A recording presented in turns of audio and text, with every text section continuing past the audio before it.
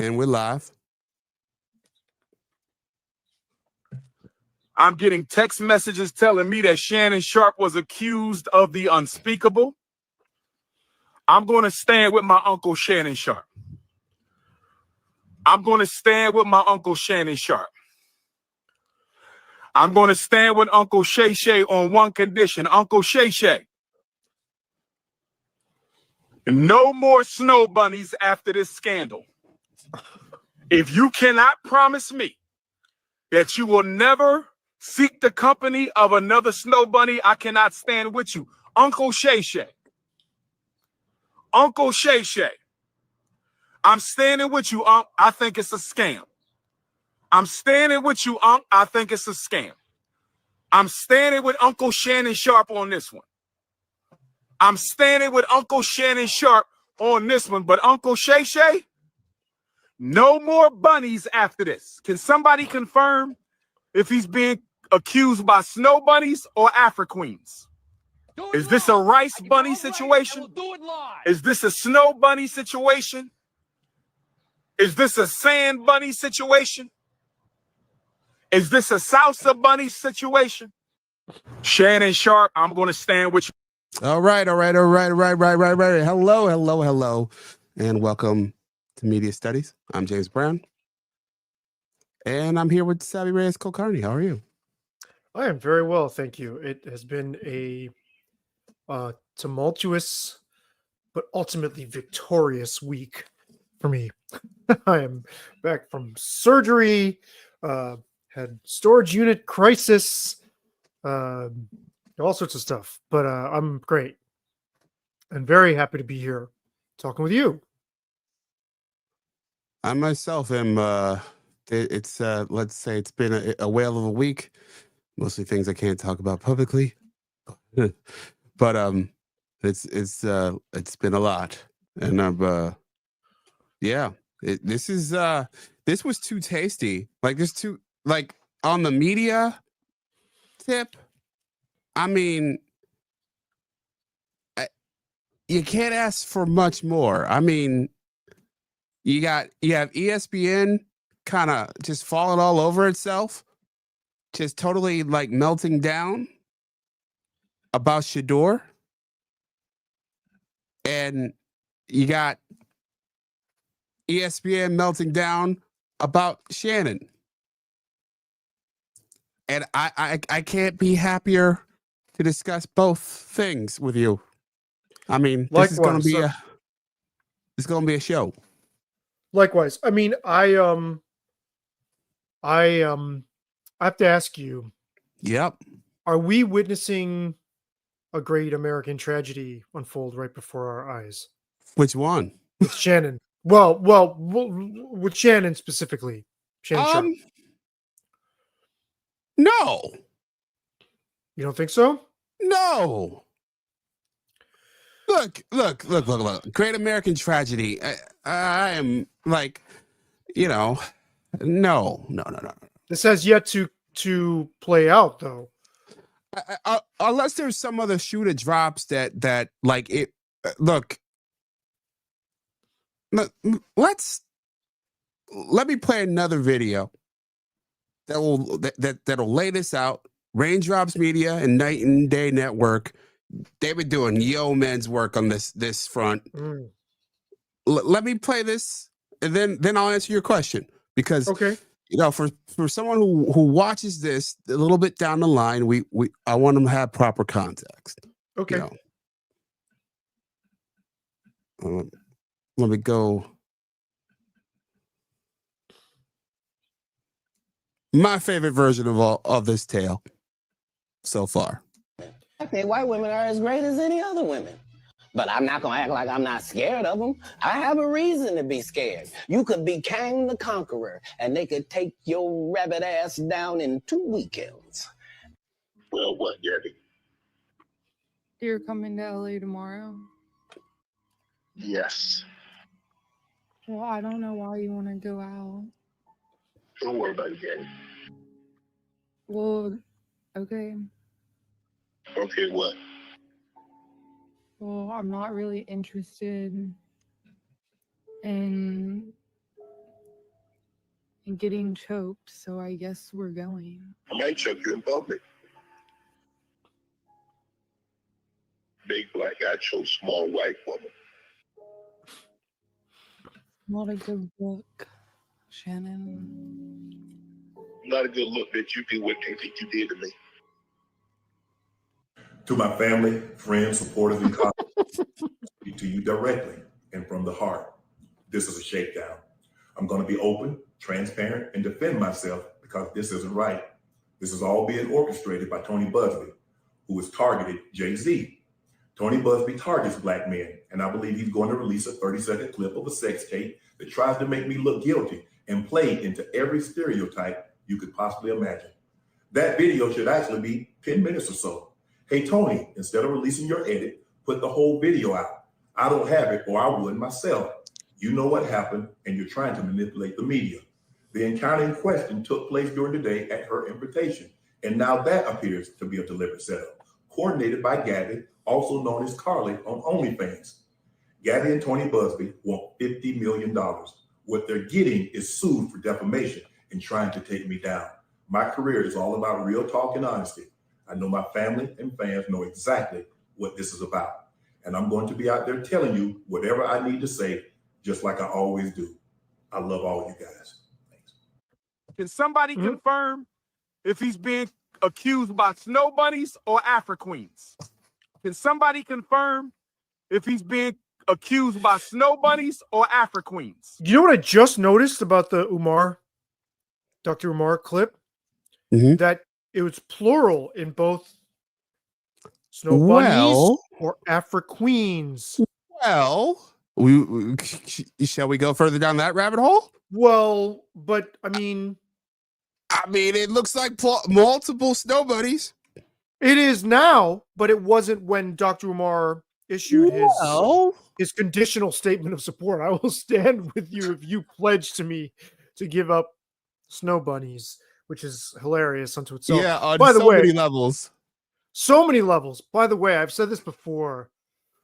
I don't know if I've said this on camera, but I've said this to you before. I can't think of a more entertaining media figure who is more indestructible and somehow has this amazing staying power than Dr. Umar. He's incredibly entertaining and makes just enough sense so that when he goes way the fuck overboard, you don't feel like you're just often like you're laughing about it, but it's somewhat grounded a little bit. But yeah, I just don't understand. He's managed to carve out a lane for himself, and it's working out beautifully for him. So power to him. It's fascinating that you set it up that way, because I think that's an interesting juxtaposition that I would not have thought of, but I think is really interesting here. Umar and Shannon are both modern media figures. Umar is getting over direct to consumer. Shannon is plugging in to the traditional system, ESPN, and the growing in-between system, his Club Shay Shay nightcap, working with Colin Cowherd in the volume. And my guess is this $50 million deal, this $100 million deal that was rumored late last week from Front Office Sports. My guess is that was ESPN. I don't think that was a non-traditional. I don't think it was Spotify. I think it was ESPN. It sounds like something that ESPN would have done and has been doing. It fits with their investments in Peyton Manning and the whole Omaha Productions. It fits with their Pat McAfee role. It fits with what their deal with Stephen A, giving him that boatload of money and allowing him the latitude to do his podcast show, which the rumor is they have a stake in now. Well, if they're smart, they should start trying to muscle in on these properties and not just completely let them run amok on their own.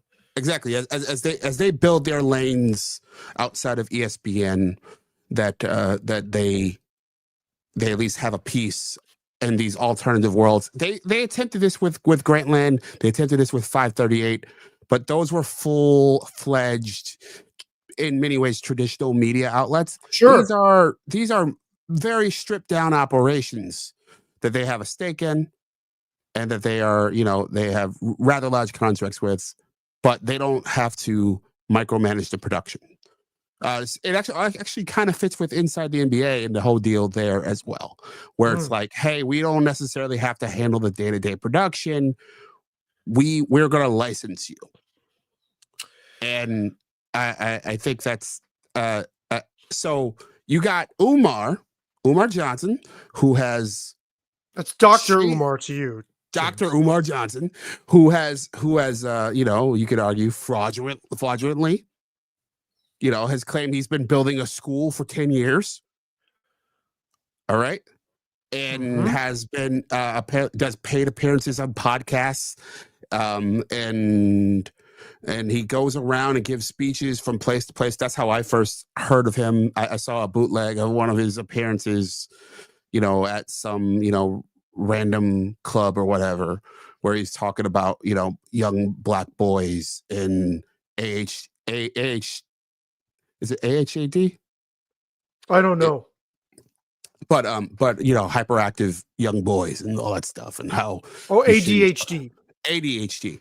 So yeah, and that's how I first encountered him, just watching one of those videos. So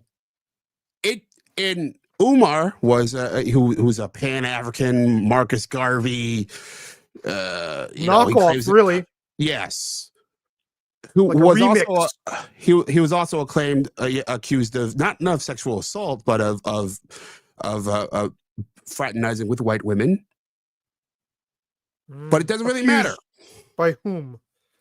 There were pictures. Well, I mean, and videos of him hitting on. So the question is, what was it really? I didn't hear the conversation, but like he was clearly flirting. So and how deep it goes. So this is a guy who is radicalized. This is a guy who talks shit about white people all the time. Who's hitting on white women? Who talks about white women all the time? Like like I just played. Can somebody confirm if he's being accused by snow bunnies or Afro queens? All right, that's his view on the world. Snow bunnies versus Afro queen, or women in particular. So like he has managed to create a lane outside of the system where he taps into his people. He's kind of like Louis C.K. in that way, in that he's able to tap into his reservoir of supporters. They will rock with him. They believe in him. And outside of that, he doesn't really need anything else. Apparently not. Not even real credentials or to follow through on. Well, there's a question about his master's degree, right? If I remember correctly. I have questions about now you've called into question. I completely forgot that you mentioned to me that he is rumored or whatever to have fraternized with white women and kicking it with white women, because you said he's radicalized and this is his worldview. I don't know whether that's actually what he thinks or he's playing a character. I just find the character very entertaining. Sure. Like he's the consummate entertainer. That's the only way you get this far, I think, if you leave a trail like that, because you have to be entertaining. Otherwise, nobody would want to watch, But I think I see where you're headed with this, which is that you can pretty much get away with murder as long as you have your own setup and you'll be fine. Yes. The only reason why we're seeing, or why the Shannon Sharpe story scandal now, I would say, might be spun as, oh, he's cooked, or he's, this is his downfall, is because he was plugged into, he's still tethered to traditional media, even as he was rising to be, you correct me if I'm wrong here. I understood him as being one of the like fastest rising Yeah. internet, figures, media figures. Podcasters. Yeah. Here's where I do think this is a tragedy because unlike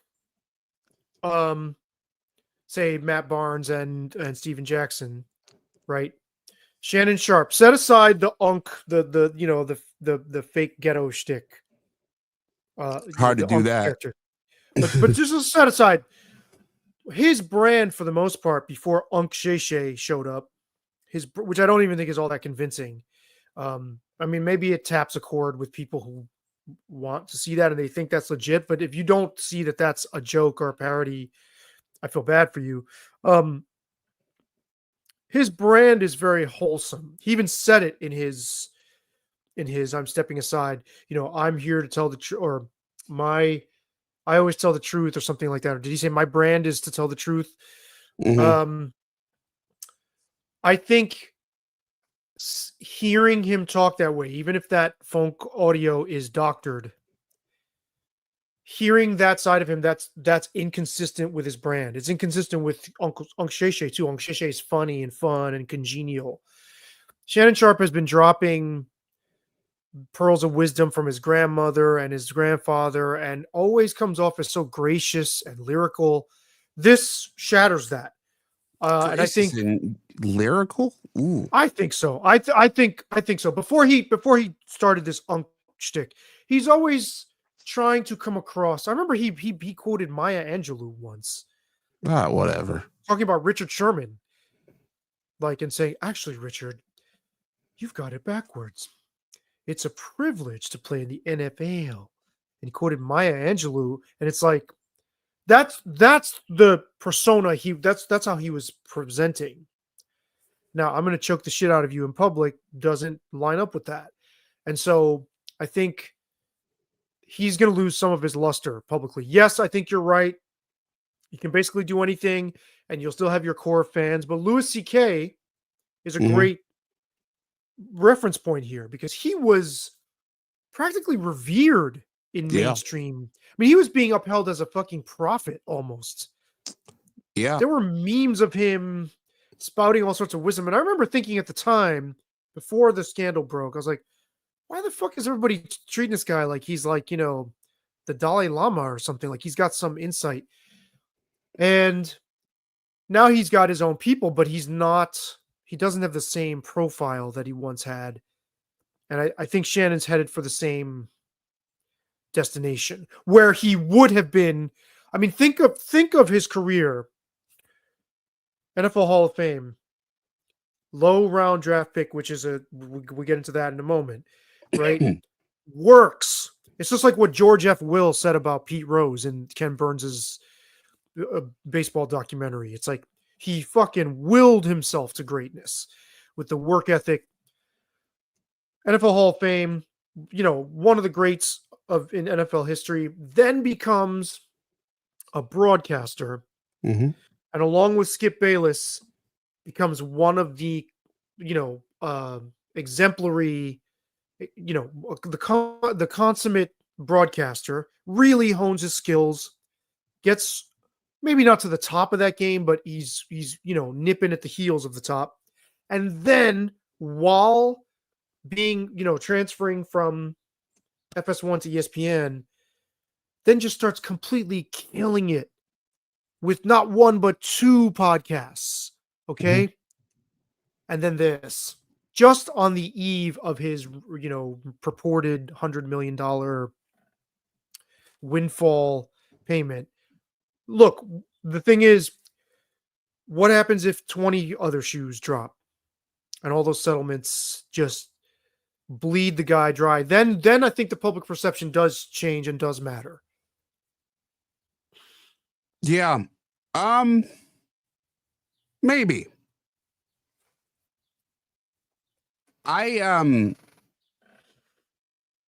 So when he owns Club Shisha, he owns Nightcap, and he's got a couple ancillary podcasts around him. I can see him going the path of Joe Budden, where there were accusations about Joe Budden in the last few years, and there's been accusations in the past. As long as and I think this speaks to the approach that he took, where he's like, "Hey, I'm going to talk directly to my fans," even though it was bad on the ESPN side of things. I think basically just as a crisis management approach, getting on and admitting that there was a 10-minute video that was cut down to 30 seconds that confirms all the stereotypes of black men, whatever the hell that means. And having your lawyer admit, and I'm assuming he knew that his lawyer was going to say this. That's crazy. That he was going to spend $10 million to keep this silent.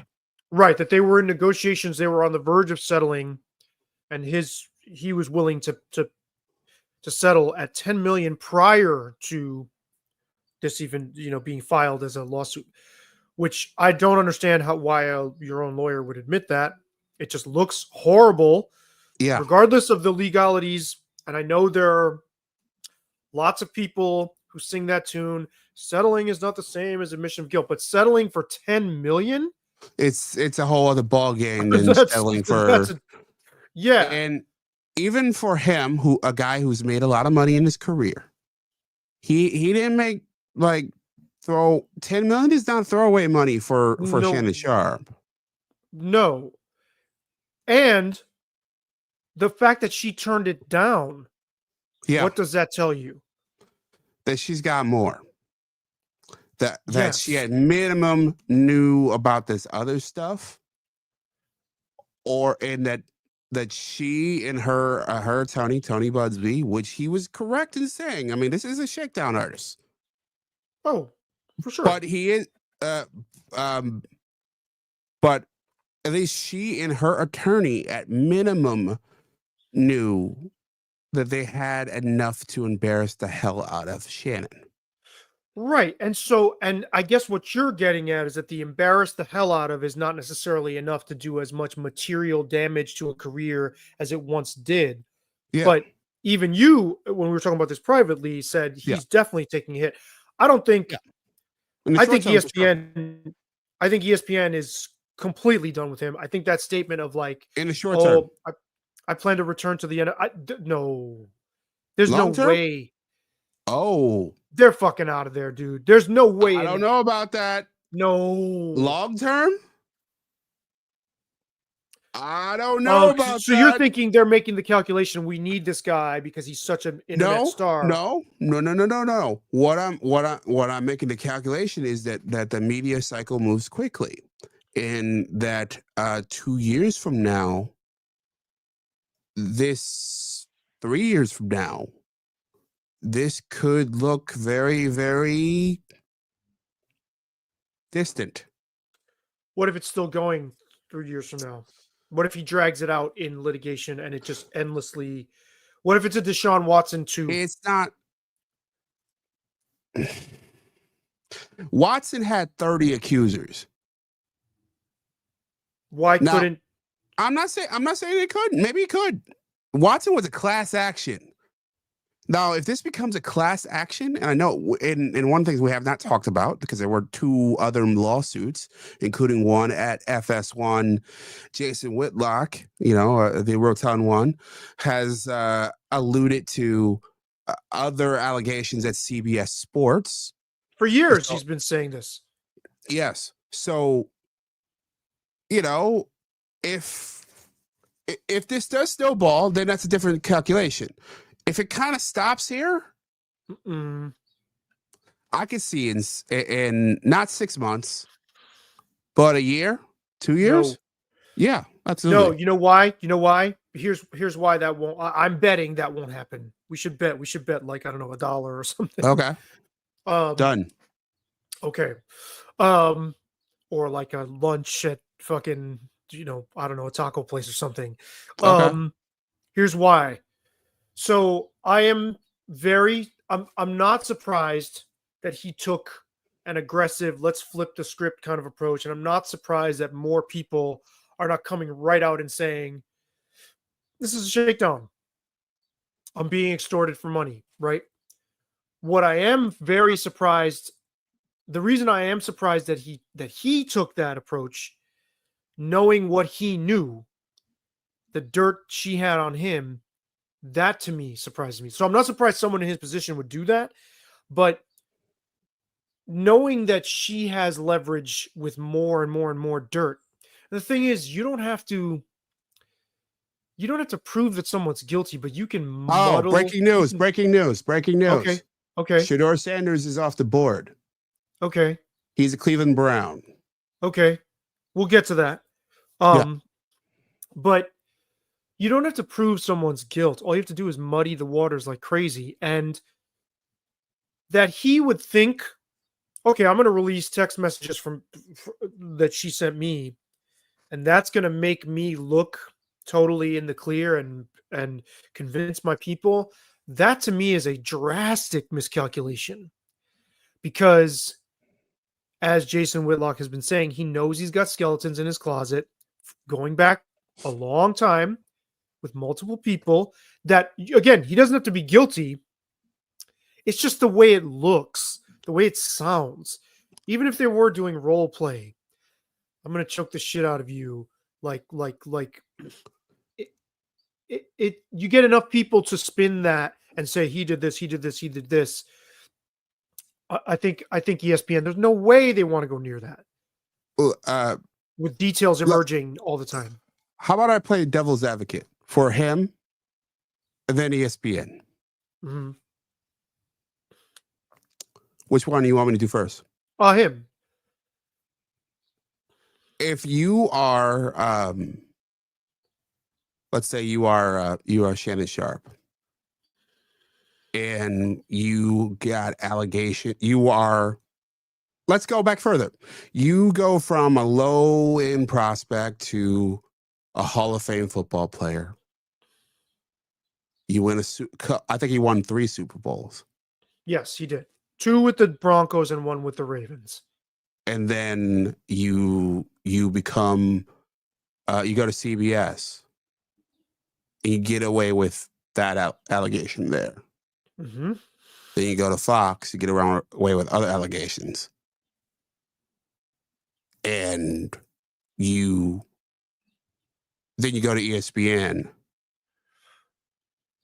My guess is Shannon Sharpe in this case, and other people have spoken to this, other athletes. There was that whole Matt Barnes thing, and there's been other things that have been spoken of over the years, that he's got a long track record of being a bit of a dog, of not treating women well, of being at minimum a cad, at maximum just not a great guy. You mean Shannon has been Shannon, right? So Matt Barnes has talked about this with Shannon, or you're saying Matt Barnes has also been? No, Shannon Sharpe, right? And not just Matt Barnes, but just over the years, you hear about athletes. Okay. He's been one of the ones who's sort of had a long history of sort of being not the most gracious with women. This has been talked about forever. By who? On the internet, by other athletes, and like you could go back and find articles about this going back more than a decade. All right, he's a guy who's constantly been in salacious kind of things. On top of this, you have the whole Whitlock. You have there's more talking as more people are on platforms. Well, Jason Whitlock said that it's Shannon Sharpe's HR file from Fox makes Joy Taylor look like Mother Teresa. Okay. So I will, yeah.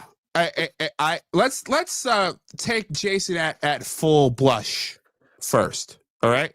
Also, you got to always take Whitlock with look, I enjoy the show. I've always enjoyed Whitlock. I thought but he's got some axe to grind here, I think. But let's just take them at full. And Yeah. Also, at some point, I do. Maybe we should revisit your question when you asked me whether you thought Whitlock is jealous, and I said no. But Okay. please continue. Yeah. But let's Let's take just yeah. Okay. Let's just take Whitlock at full. That he was right. That his HR file at FS1 is, I forget the exact adjective, but it was adventurous. All right. So you're 56, and for the last 30 years, you've been getting away with everything, and your career is advancing. The top. You get Of one of yeah. and you're up to the top twice. All right. Well, and well, to the top of football, but then to the top of two different media avenues at the same time. Yeah, you're used as a cornerstone to build a new network. And then you build your own thing after you're jettisoned from that network. And then you end up on one of the top shows on ESPN. 2 days a week and still boosting their ratings. Yeah, there's a hubris there. Oh, yeah. That you think you can get away with anything. And because nothing you've done in the last few decades has stopped you. Has touched them, really. And you own Nightcap and Club Shay Shay. When you left Fox Sports, you made sure that part of your buyout was Club Shay Shay. That was part of the negotiations. Right, because he started it with them. Yeah. They should. It was part of his deal. They should have been like, fuck you. No. Well, he could have just called it something else and did the same show. Like there weren't. Would have taken longer though. Would have taken longer. Yeah, I would have said no. Yeah, because he was able to build the whole platform. Right. He probably got. I assume I don't know his contract details, but my guess is the initial production was probably funded by them. Because he was advertising. Yes, and that was part of running. That's part of what Fox has been doing. Like where Fox with Nick Wright, that's what they were doing. That's what they were doing with Skip Bayless. They this tip that ESPN is getting into now, Fox was doing 4 or 5 years ago. So right, and they would run the little clips on their social media. I mean, they and part of the reason why he was able to cultivate that audience is because Undisputed, regardless of its ratings compared to First Take, had cultural cachet. It was getting memed so much, largely because of him, but I would also say because of the dynamic between the two of them. Because I don't think the dynamic with him and Stephen A has nearly as much synergy. Yeah, I don't think they're great together, but people seem to love it. I think they suck together, actually. But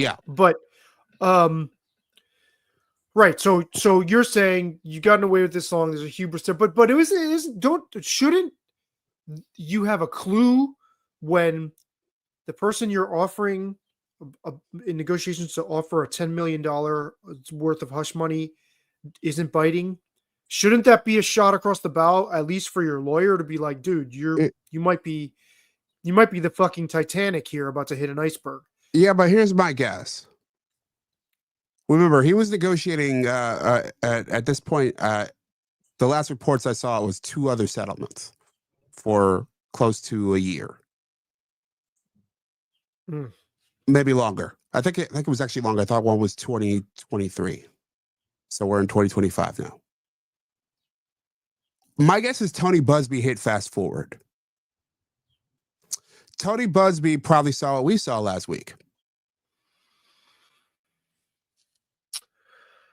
With this whole $100 million deal. And then said, fuck it, we'll go for it now. Which also could be a tactical error. Could be. Could be. I mean, my guess is, and we will probably never know. My guess is Tony Busby gave Lanny Davis, Shannon's attorney, a call last week. He said, like, give us our money now, basically. Give us whatever X amount of dollars. And they probably said, no, we're seeing an arbitrator. And he said, fuck it, I'm dropping the that's my guess. Well, so from my based understanding, on what we've seen. right, my understanding is they were in mediation, Yes. With an arbitrator. right, and so this did take Shannon and his lawyer by surprise, or that's what they're claiming anyway. Mm-hmm. But where were they starting from? If is the lawyer telling the truth that Shannon was willing, that they were willing to settle for 10 million? Then Here's the trouble that with how it's Mike Florio, I think, former attorney. Yeah, former attorney. He articulated this really well in a PFT Pro Football Talk PM episode, where he was like what what attorney would do that? Like would do what Shannon Sharpe's attorney did here, would just admit that you wouldn't admit that. Like, this is the kind of thing that is, and like, we've seen lots of this and with celebrities and with athletes, like, that kind of information is not public and it's kept confidential for a reason. So, like, it doesn't really make sense on that front to admit that up front, that $10 million. Like, so it's really quite strange. I don't get it at all. I still can't wrap my head around that. Whitlock was also incredulous about that whole thing, and it only swings the public perception in her favor and sets them up to be skewered, because I keep coming back to, if she was willing to walk away from 10 million. Yeah. Because now so the lawsuit is for 50. They're asking for 50, but what were they asking for in mediation? It probably wasn't as high as 50, as I'm guessing. 25? So then they went up so that, the court could work down, they could negotiate down. Or maybe it was, what was 15? Maybe they asked for 15. They offered 5. He moved up to 10, and then, like, this isn't moving quickly enough. And then you see this deal. My assumption is ESPN. I thought it was DraftKings. I thought it whatever. No, let's say or Spotify or whoever it is. Right, Doesn't really matter. Somebody could have been about to swoop in, right? Who's offering $100 million for him and all his 4 shows, and then he turns to, they're like, okay, like, you're skipping, like, you're about to make $100 million and you're skipping on us, like, give us our money now. And then his lawyers say no, and they said, okay, like, game on. Okay, so here's the thing, though. That $100 million deal, don't you think that he can pretty much kiss that goodbye at this point? Yes. Okay, so if he gets hit with this multiple cascade of lawsuits and he no longer has that deal, yes, even if he keeps the show keeps humming along, Club Shay Shay, don't you think he will be completely bled dry financially? No. How? Club Shay Shay is going to make money. He's going to make $100 million? Not $100 million. Okay, so say there's 15 of these accusers that Tony Busby. No. But hold on. Say Tony Busby rounds up anywhere from a dozen to 2 dozen accusers, right? Which is his MO, right? Mm-hmm. And they are all asking for multi-million-dollar settlements. Then what? But that doesn't mean they get it. But again, we come back to, he was willing to pay 10, which is a huge fraction of. Yeah. Doesn't mean they get it. Okay. I mean, I'm Googling Deshaun Watson's settlement money, how much he paid. I remember seeing a number. And ended up something like nothing near what the demand was. Yeah, but it was way higher than what he would. He was offered settlement terms, and he said no. And then so he ended up having to pay way higher than what he would have. Yeah, because if I remember correctly, the Browns said in this, and they rushed it through. If I okay, so you have Shannon Sharpe. Remember, this guy's made very nice money for a long time. Not not $100 million. I don't think he's worth $100 million. My guess is he's probably worth 25, something like that. Remember, he's been living in California. California, lots of taxes. He's been working in New York, in California, lots of taxes. New York City, in particular. I could see him making 100 and change in his career, and maybe retaining 15. Like, and that doesn't count what what he's making in terms of Club Shay Shay and all that stuff. Because if I remember correctly, the last report I saw on his FS1 salary was somewhere around $4 million a year, $5 million a year. Like, that's California taxes. That's what, 2? If you take California in federal, like it's not Stephen A money. It's not crazy. It's amazing for you or me, but for him, he's not sitting on a mountain of money. That's what makes that $10 million number so eye popping. So I think that my guess is there's also been other settlements on top of it. That's what I left out in the past. Not just the Fox News one, not the Fox Sports one.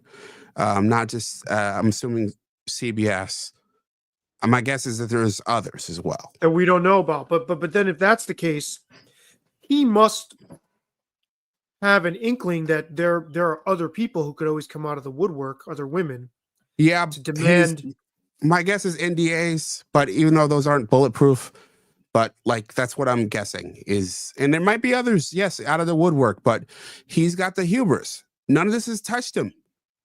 Like I said, decades, nothing has touched him.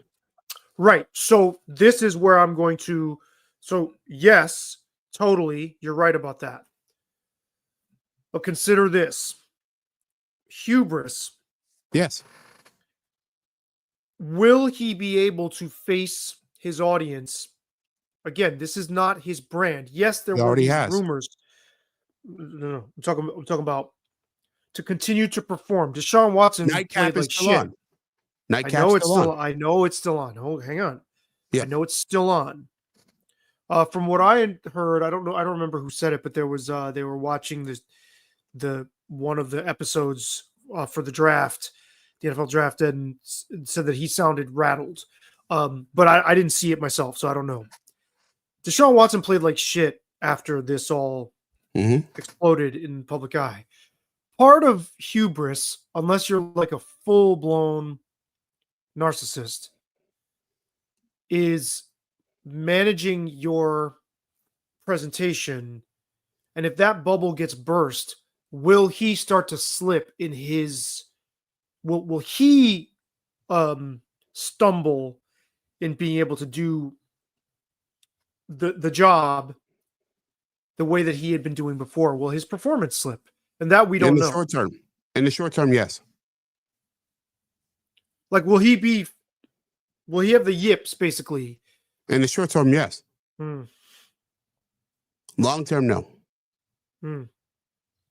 That's where the where he gets into the Umar Louis C.K. zone, where he can keep going and keep doing his own thing. He's got complete control.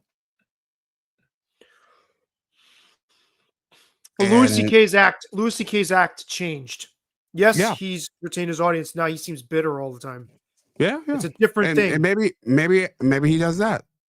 And there is a precipitous drop off between being the darling of like household name, being perceived one way as a household name, and being trotted out on all these late night talk shows as if you've got some fucking great wisdom. That always drove me crazy about him. I hated it. And then being this bitter guy. Yes, he still retains his audience, but he seems upset. Like he feels Louis C.K. I'm talking about. Seems like he feels bitter that he lost something. I wonder if Shannon will. Dude, he was right fucking there. And you're saying his show is not going to ultimately suffer in the long term. I get No, I didn't say his show wasn't going to suffer. Well, that's not what I said. You said that ultimately he'll be able to stay the course. No. He's got complete control. No, that's not what I said either. Okay, so what are you saying? What I'm saying is the show will continue. Stay the course. No, the course isn't going to stay the same. I mean, I think his show is going to continue. I think he's going to be able to. He's going to keep his core fans. I think this will mar him for a while. But so what? So what are the prospects he gets that $100 million offer down the road? He's not getting it. Okay, so that's what I'm saying. He was right at the. He had it in his hand, like we could reach out and touch it. Yeah. And now he's on a different course. He's on a more. His trajectory is now going to hover. Right. And I think that is going to fuck him up because part of what with hubris comes an expectation that I'm great and I can continue to do great things. And now it's been taken away from me by a shakedown, by a lawyer who targets black men. And if he's bitter about it, his act is going to change. His whole brand is going to be different. And can I make a devil? Tragedy. Can I make a devil's advocate argument there? Of course. Why not? I think it in the end is actually better for him. How so? Please explain. Okay. I don't think that podcasts fit in the kinds of ecosystems that he wants it to fit in. Such as? My guess is whether it was Disney or Spotify or whoever, what the things that DraftKings are trying to put together, I don't think his show fits in that world. I think it's a direct-to-consumer enterprise. I have not seen enough evidence to the contrary. You go small and lean and mean. He was trying to go exponential. And I understand wanting to, but I think he's better off. And in a weird enough, I think Joe Budden was better off. Do your own thing with your own crew. You get control. In your own voice. Your own voice. Yeah. You don't have to worry about, get sponsors that rock with you. And don't care about. Well, they may care, but like they believe in you. And they want you as you in your voice. Maybe not scandal, but they want you being, you're presenting yourself a certain way. Whereas trying to satisfy two masters. Yes. Can blur things a little bit too much. Well, it's the innovator's dilemma, right? Like it's I don't know if you read the book. It's Clayton Christensen. Basically, the idea is essentially you have to go as an entrepreneur. You have to go all in on one direction. Essentially, I mean, I'm oversimplifying here, but it's sort of like you can't serve two masters. Like you gotta serve one, and he's not doing a TV show. He's doing a video podcast. And I think that he should just lean into that and know that, the Cat Williams moments will happen, but that's not gonna be a week to week thing. Rock with your few million followers and slowly grow that business. I have a question for you though. I hear what you're saying as far as the logistics and Can somebody confirm if he's being accused by snow bunnies or Afro queens? Go ahead. like I understand these are different ecosystems to a degree, but his persona on TV versus in the podcast realm, they're not all that different at all, really. Yep. There isn't, right? So this is where I think where I would argue you're underestimating, like where I would argue that I don't think he may not recover from this, because even though there's that leak of the sex audio that, you know, the rumor that it's speculated that he leaked it himself, whatever, recently, a few months back, I think the way this is exposing his private way of being in relationships is so far apart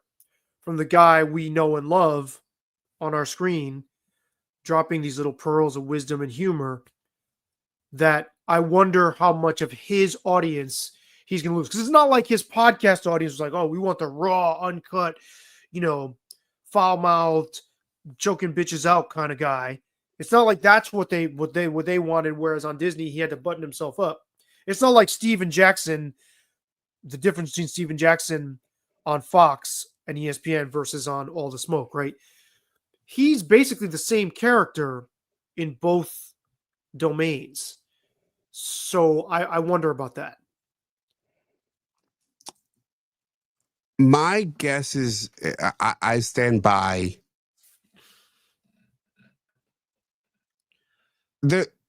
I stand by my assertion. Here's a couple of reasons why. I think that those audiences are fundamentally different. I think no, I know the ESPN audience is passive. Like you're flipping through channels, you're in places where it's on in the background. For the most part, you're not making an individual choice. Right? Obviously, there are elements on the edges that's incorrect, but for the most part, most of the people who consume him on First Take are going to ESPN.com and it's just sort of there, or it's on in the background, or you know, you're flipping through the channels and it's there, or YouTube, obviously. Yeah. YouTube as well. His audience with Club Shay Shay and with Nightcap, people are seeking him out. And that's not a small difference. That's everything. Right, now, but they're seeking him out. Will he lose people on the edges? I think so. That core, I don't think. But they're seeking him out for the same thing that appeals to the people who watch. I don't think passively too. They're not seeking him out to be like, I'm going to choke the shit out of you. That they're not seeking that guy.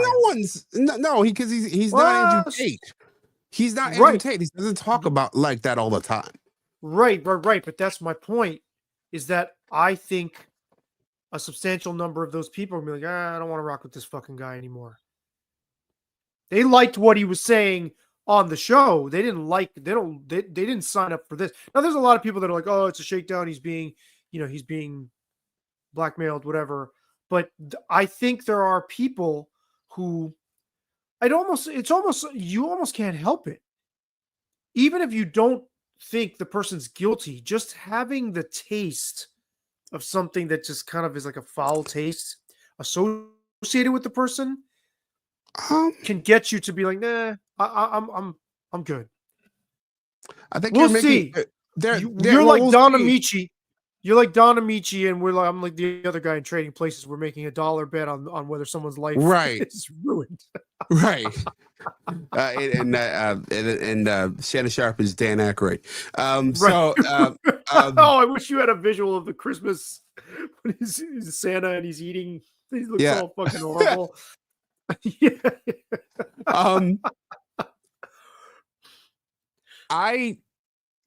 my gut says no, that you're incorrect.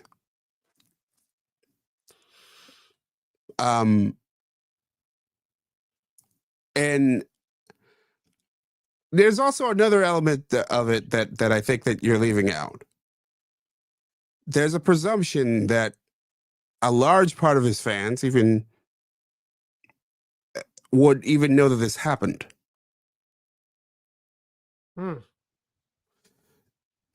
As I often say when we are broadcasting together, there's not one Facebook. There's 2 billion Facebooks. Right. There's not one YouTube feed. There's 2.5 billion YouTube feeds. This is a really big news in a corner of the internet. And I'm sure some of those fans will know of this, but not all. And many will not give a fuck. Yeah, it speaks to your larger point that now we're at a stage in media where there is nowhere really to fall from when you have a fall from grace, because we're not all looking at media figures from this one propped up platform anymore. There's all these different, and so things that would normally bring someone down, now it's so fragmented that it doesn't reverberate and filter all the way down to people's individual followings as much. I think you do very much have a point there. That's obvious. I just think that his brand is, I think there are more people who, because I mean, if you watch Club Shay Shay, YouTube's algorithm is going to show you shit about him because YouTube's algorithm understands that you are interested in him. So I don't know. We'll see. Let's see how this plays out over the next several months. Yeah. Yeah. But speaking of hubris, Deion Sanders. Yeah. So Shedeur Sanders goes from a year ago being talked about as a top overall pick to, I believe it was a 5th round pick, or is it 4th round? Let me check for sure.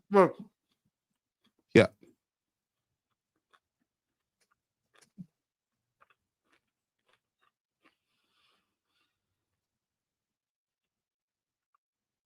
Fifth round pick.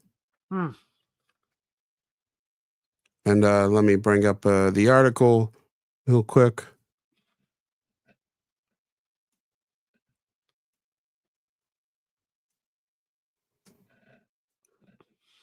From our friends at NBC News.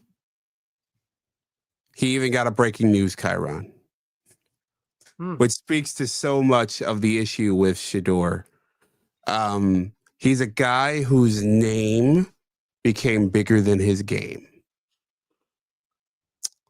And part of it is just him being the son of one of the most famous athletes of really the last, half century. Yeah. And then the ESPN industrial complex leaning into this guy being a superstar when he clearly wasn't. And it's so interesting. I just wanted to speak broadly on this problem.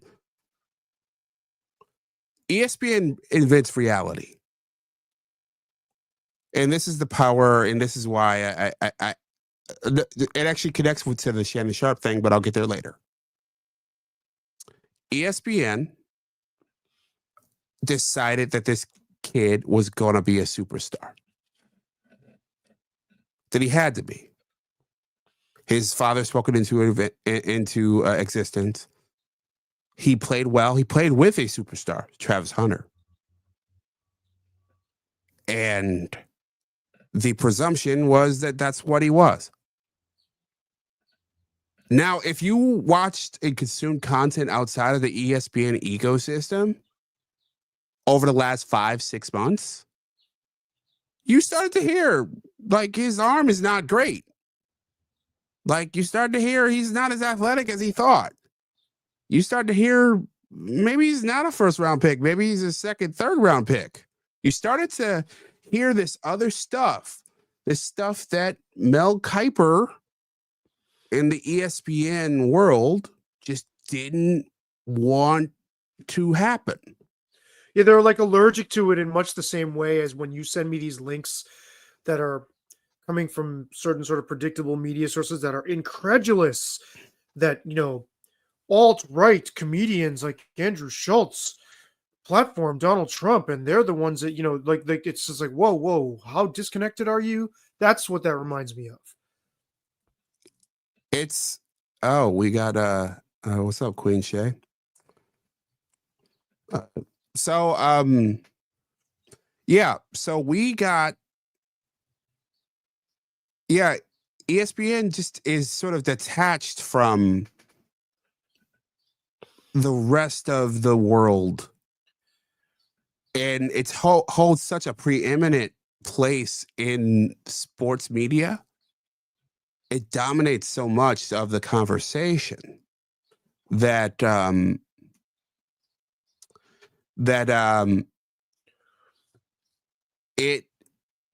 its decisions actually do reflect reality. And this is what the whole first take thing reflects this all together. Stephen A.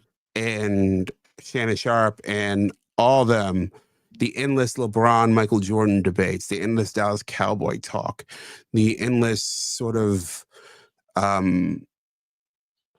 elevation of things to a level of importance that aren't. Yes, and also I would add turning their own spin on things into the stories, like referencing something that they concocted as if that's a story and just Sure. milking that over and over and over. It becomes like this meta exercise that's like, what the fuck? Yeah. Like they're just like conjuring things out of thin air, basically. Sure. And to that point, I thought probably the height of this was Stephen A. during the NBA playoffs, where Stephen A. walking into Madison Square Garden became like the highlight of their production that day. Him walking in with a cowboy hat and walking it backstage, and I'm like, what is going on? It reminds me of this line from Those Guys Have All the Fun. It's the book on ESPN written by it's one of the books on ESPN written by James Andrew Miller. A book you still highly recommend, right? Absolutely. It's fantastic. I think about it often, and it's a fantastic. He does his books are interesting in that they're written almost completely first person. So it's like almost like a Rashomon book where you will have Keith Olbermann remembering an incident, and then you have Dan Patrick remembering the same incident, and then you have a producer remembering the same incident. They're like talking about the same thing, and they're all filling in the blanks, and you feel like, oh, all these people were there in the room, they were in a circumstance, and they see it differently, and one after another throughout. And I believe it was Dick Ebersol, who was one of the legendary executives in media and sports in particular, and he ran SNL at one point as well, NBC Sports. And he said that when ESPN produces a show, it's not about the show. It's not about the sport. It's about how ESPN sees the sport. Right. That's quite clear from just even spending a few minutes watching their content. So like I have ESPN in the background, but I've been watching mostly NFL Network for that reason, because you had Mel Kiper yelling at us for the last few days. Oh my God, Shedeur should have been number 1 overall pick. How dare you not take Shedeur now. And you had these 32 teams, all of them, including, what's his face from Sean Payton, who came out and publicly defended Shedeur, pass on him 5 times. And minimum. Wow, that's a 5. That's. Whew. Let me ask you this, because I was talking about this with my brother.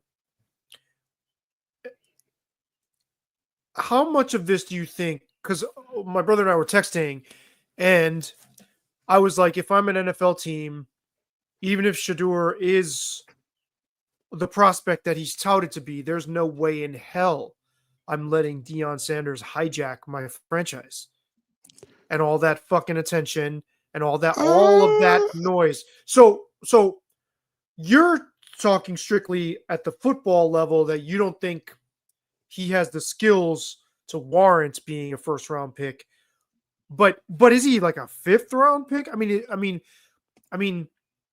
is there that much of a disparity between his actual skill and where he was being projected by the ESPN verse? Or is some of it what I'm saying, that some of these teams are like, man, fuck Deion Sanders. Like, if you're a GM, you don't want that headache. Okay, let me show you something that I think explained this very well earlier today. My opinion, I think this articulated how I feel, and I think a lot of people feel about Shedeur. And this is Tom Pelissero on the NFL Network. Okay.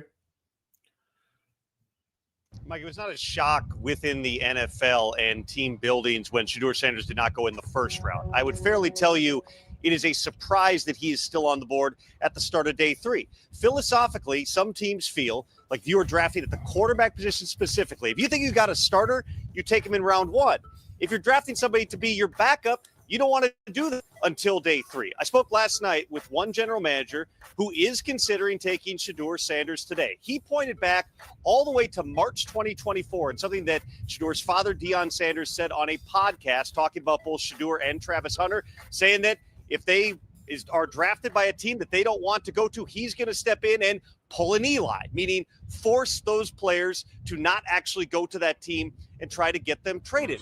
Throughout the pre-draft process, Shedeur Sanders very much proceeded as if he was dictating to clubs where he was going to go rather than how the draft works, which is the other way around. And there were a bunch of opportunities missed at the various checkpoints through that pre-draft process. Go all the way back to All-Star season. Instead of going to the Senior Bowl, he went to the East-West Shrine Bowl in his backyard in Dallas, despite an NFL memo saying if you go to these All-Star games, you have to practice. Shedeur chose not to.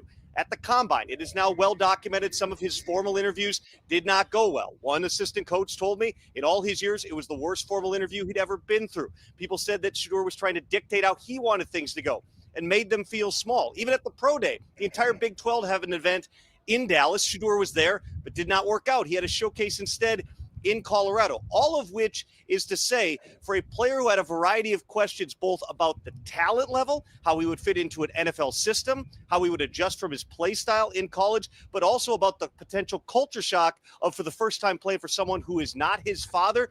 There were opportunities that Shedeur Sanders could have taken there. He seemed to feel as if he was in an elite category where he could choose the few teams he wanted to go to. Now some of those very same teams that might be considering taking Shedeur today didn't get those opportunities to answer their questions. What teams want on these?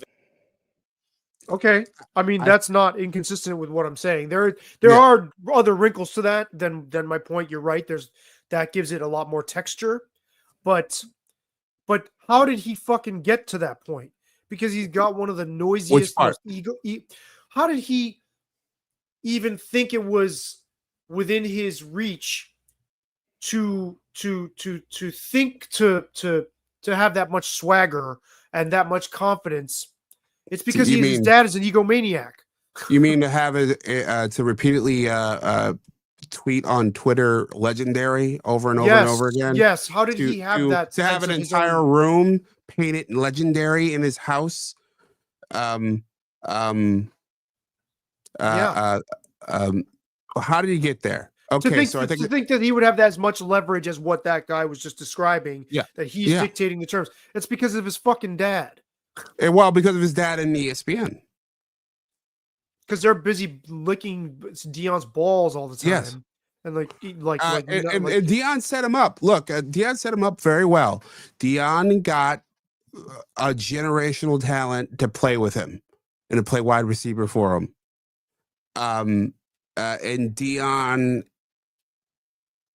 never quite gave him an honest look in terms of his work and his quarterback play. He had one, you know, I'm not a parent, you are. I hope to be someday. And I hope that when my child gets to the point where, let's say they want to go into broadcasting. I was just going to say like media studies 2.0. Yeah. that yes, I do everything I can to help them, but I'm also smart enough to get an outside voice to look at them through impartial eyes.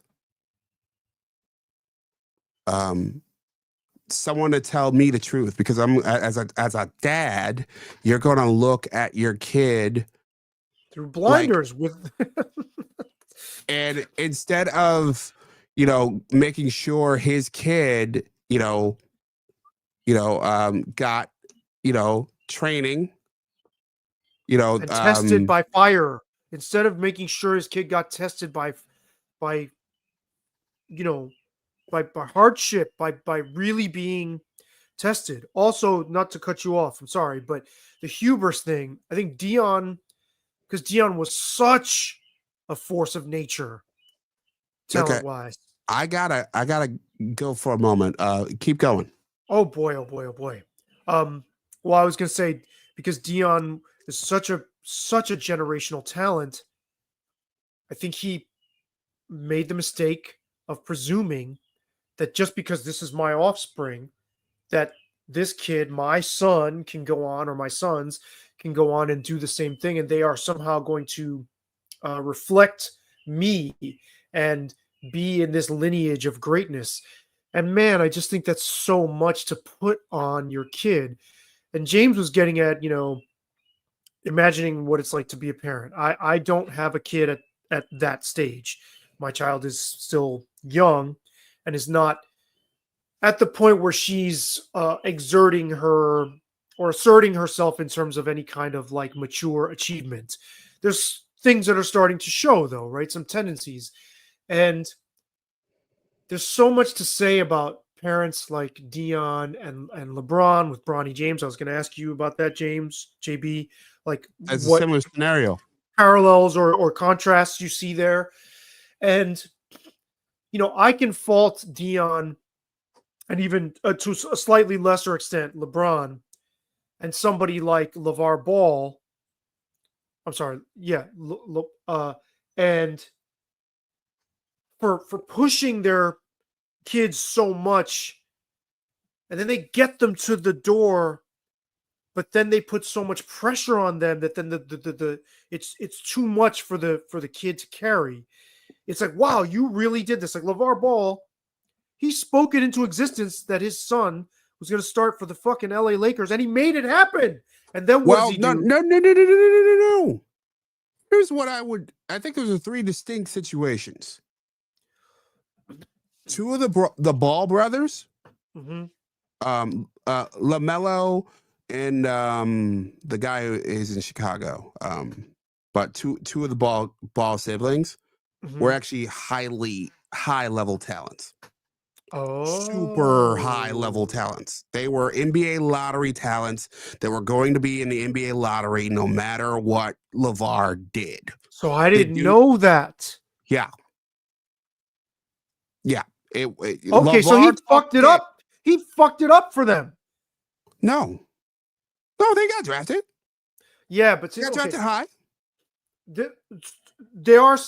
These are slightly different situations. No, I think there are three drastic different. But you have, but the common factor is a father, a parent, driving the engine, whereas LeBron, Dion, not LeVar, but those guys got there on their fucking own. Yes, they had parents, obviously, but they didn't have like this media magnet of a parent really, really, really, really pushing them. And I what I'm getting at is that this almost like the sports equivalent of helicopter parenting, like of elite athlete helicopter parenting. Yeah, totally. It's like, man, all that drive, all that intention. Like, I think Dion's intentions are good, I would think, for his son. I don't think it's just hubris. I don't think it's just like, oh, I'm so great. So you are from my loins, the fruit of my loins. So you will be great. I don't think it's just that. But man, if you just toned it the fuck down, you could have given this kid a chance. But the volume is so loud around you. And LeVar, I think, guilty. LeBron, the volume isn't an issue. Like, he's not loud and demonstrative, but I think he pulled a lot of the fucking strings for son.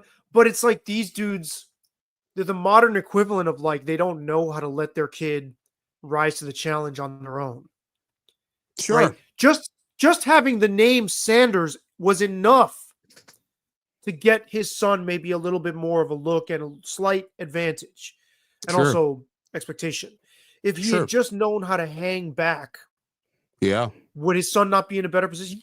Dude, is he really a fifth round talent? Like the guy just said he said there were teams that would have taken him higher, but yeah, I agree. And this is sad to me because it's like, man, these guys, they're trying to do the right thing. And then you get the racial element and you get this like hoary old cliche trope of the black father. How can we say anything about the black father? But in a sense, here, it is he made it worse. Yes. He screwed this up for him. I mean, I don't think it's not a question. He screwed this up for his son. And I don't think he was trying. I don't think it's from selfishness. Yeah. I think it's from blindness. Yes. And sort of, it's a combination of hubris and wanting to do the right thing for your kid and helicopter parenting all. And not being able to see his son for who he is. Boom. So let me take you through those other scenarios. All right. So you had 2 out of the 3 LeVar Ball's sons. 2 of them were high level NBA talents.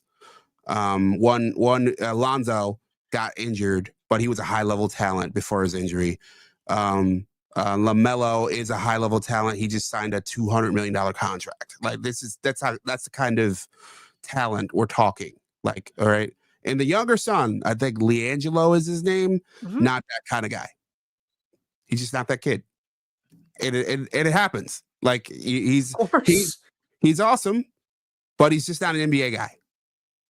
He's a borderline dude. All right. You have LeBron's scenario with Bronny. Bronny is a borderline NBA player. Right. Bronny needed to be in college for a couple more years.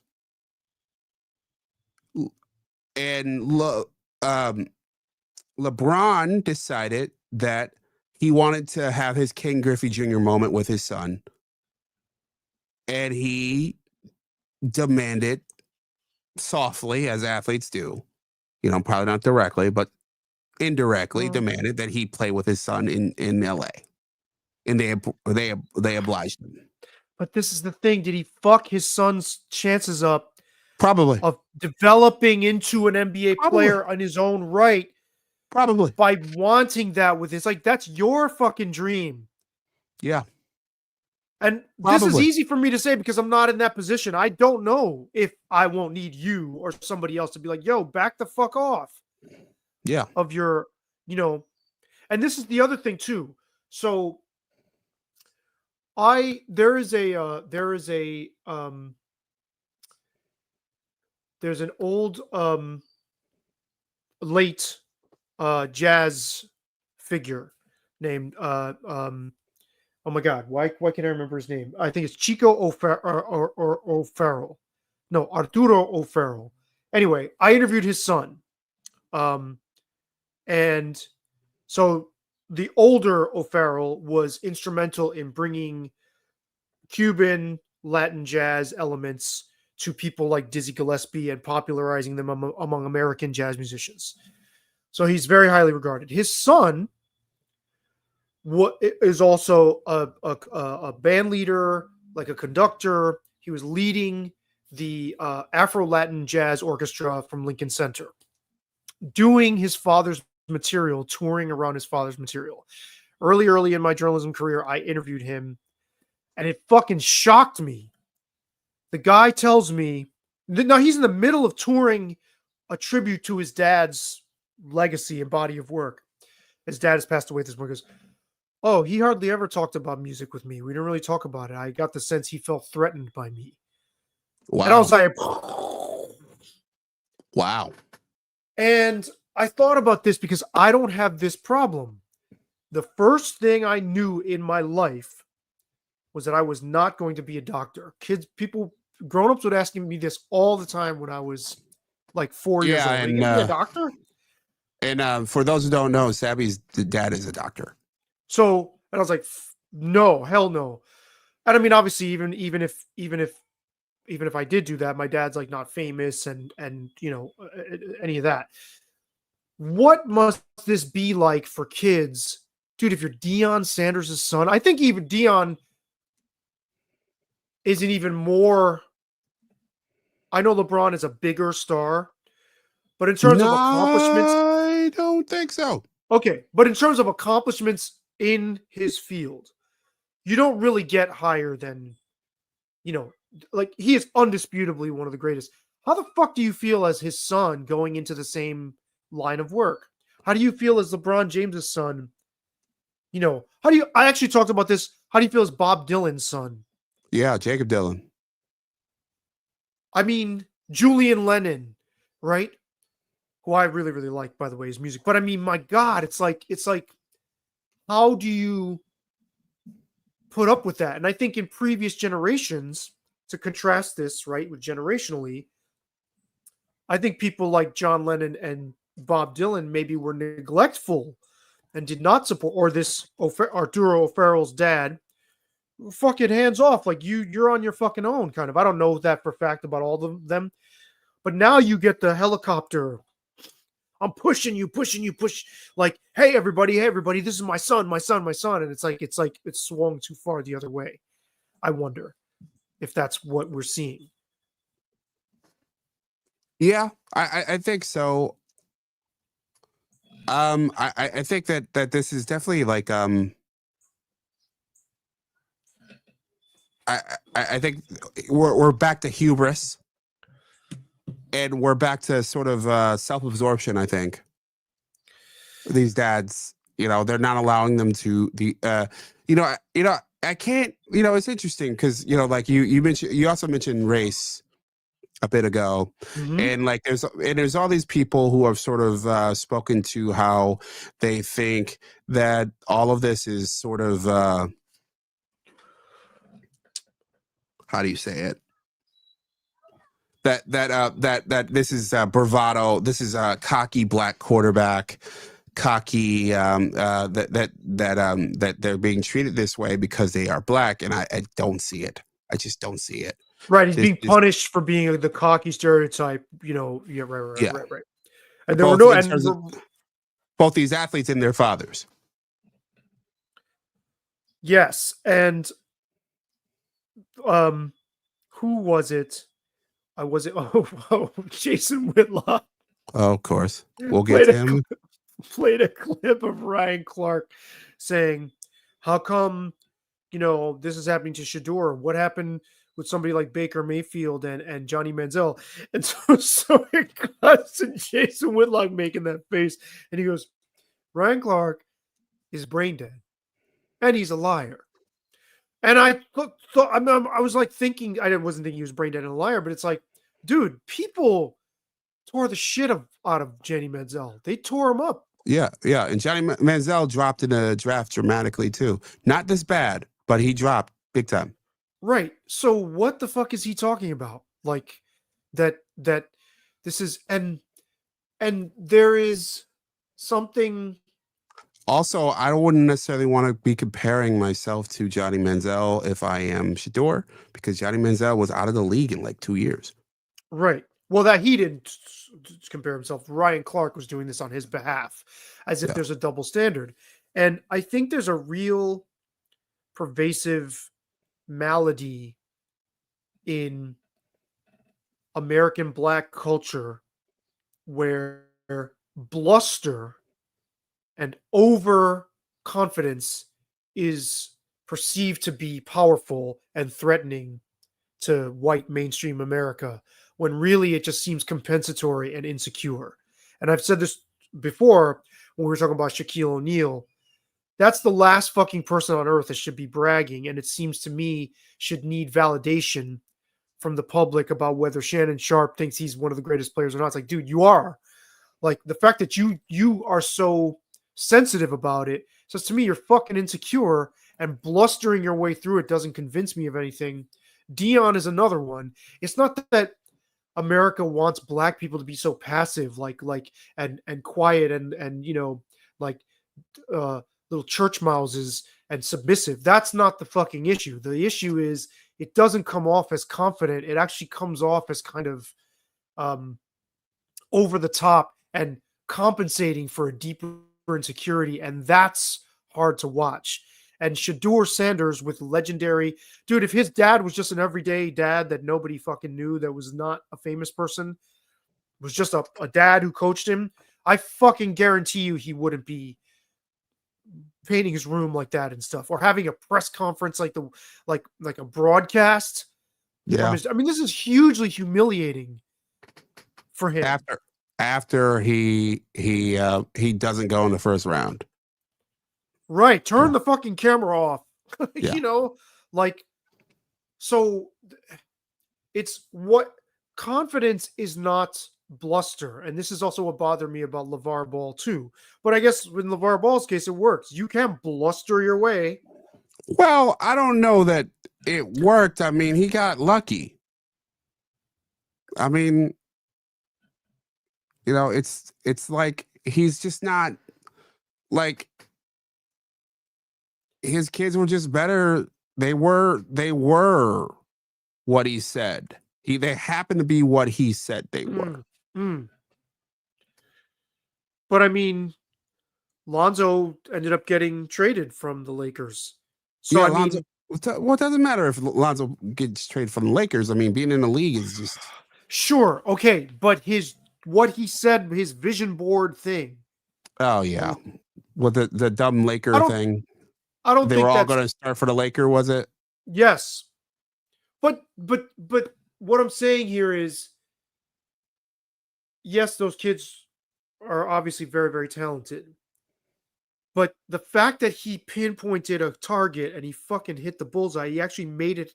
It did happen, and then he starts talking, and like, and becomes a headache for the organization. That's what I'm getting at. Yeah, they did. I think it was. He did cost them. Like, I think they may have kept them longer. On the Lakers, him longer on the Lakers if he wasn't like he was. That's what I'm saying.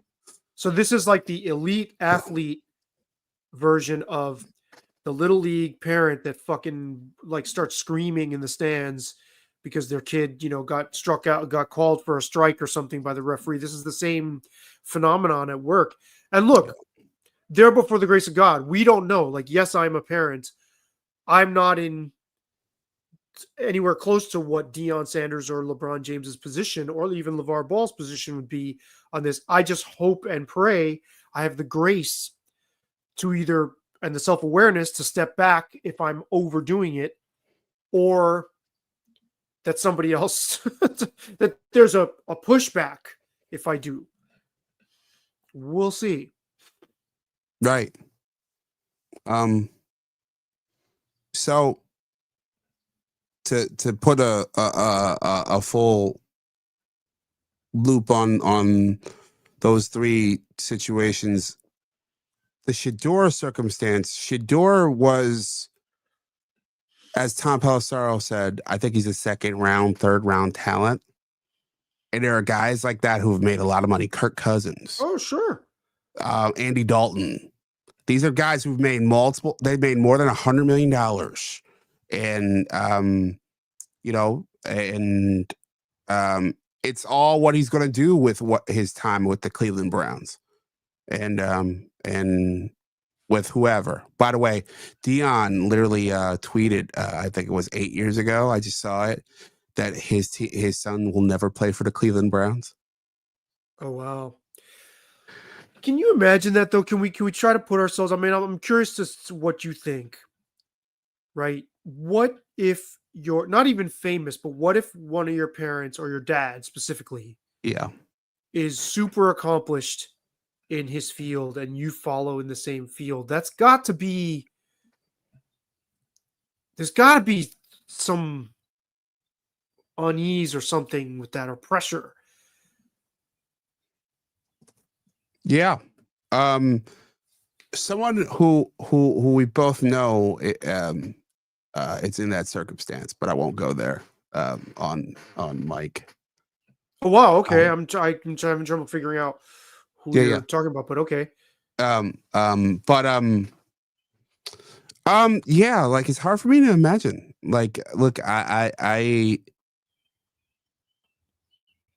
you know, my dad was nothing remarkable, so it's gotta be crazy. It's gotta be crazy.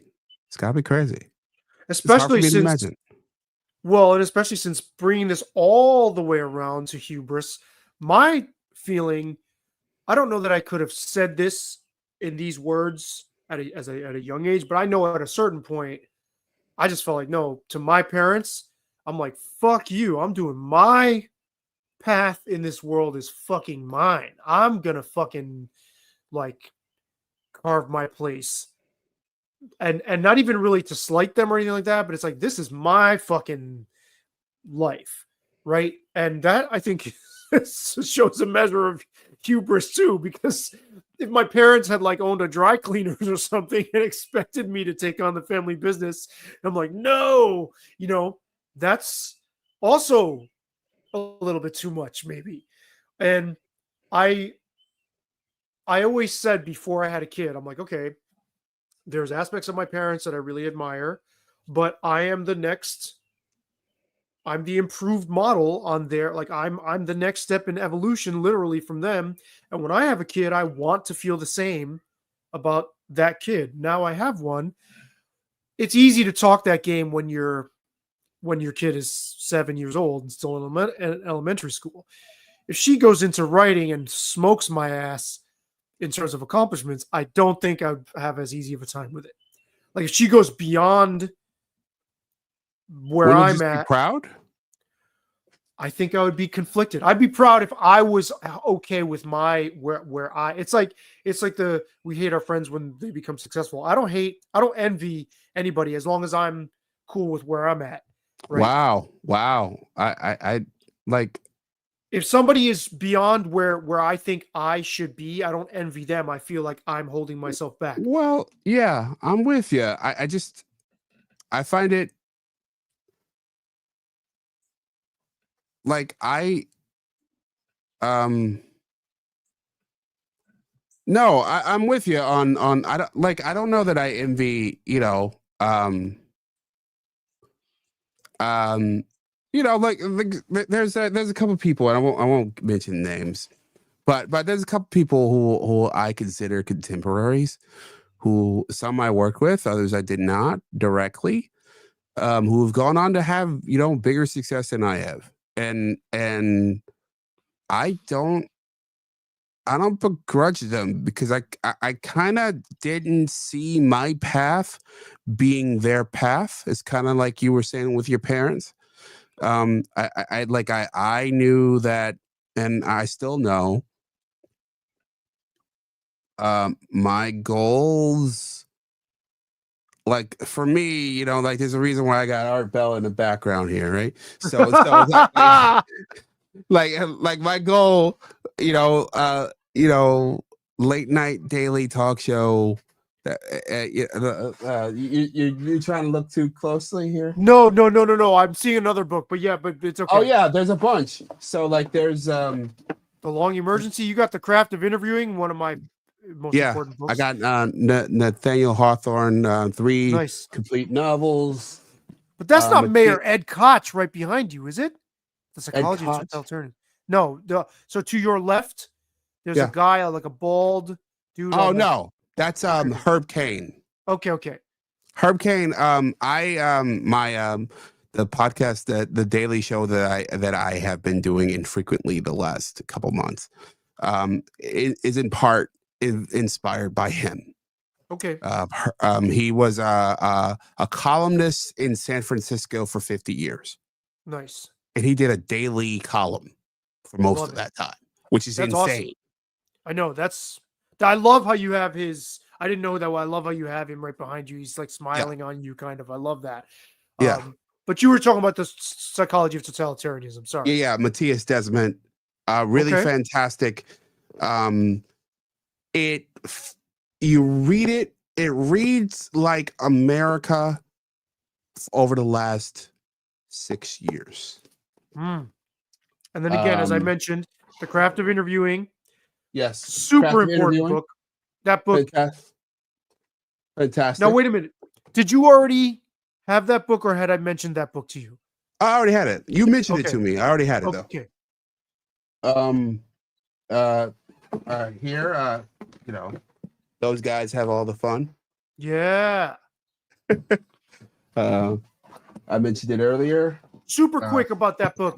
Yeah. Do you, and again, you were making a bigger point, which Yeah.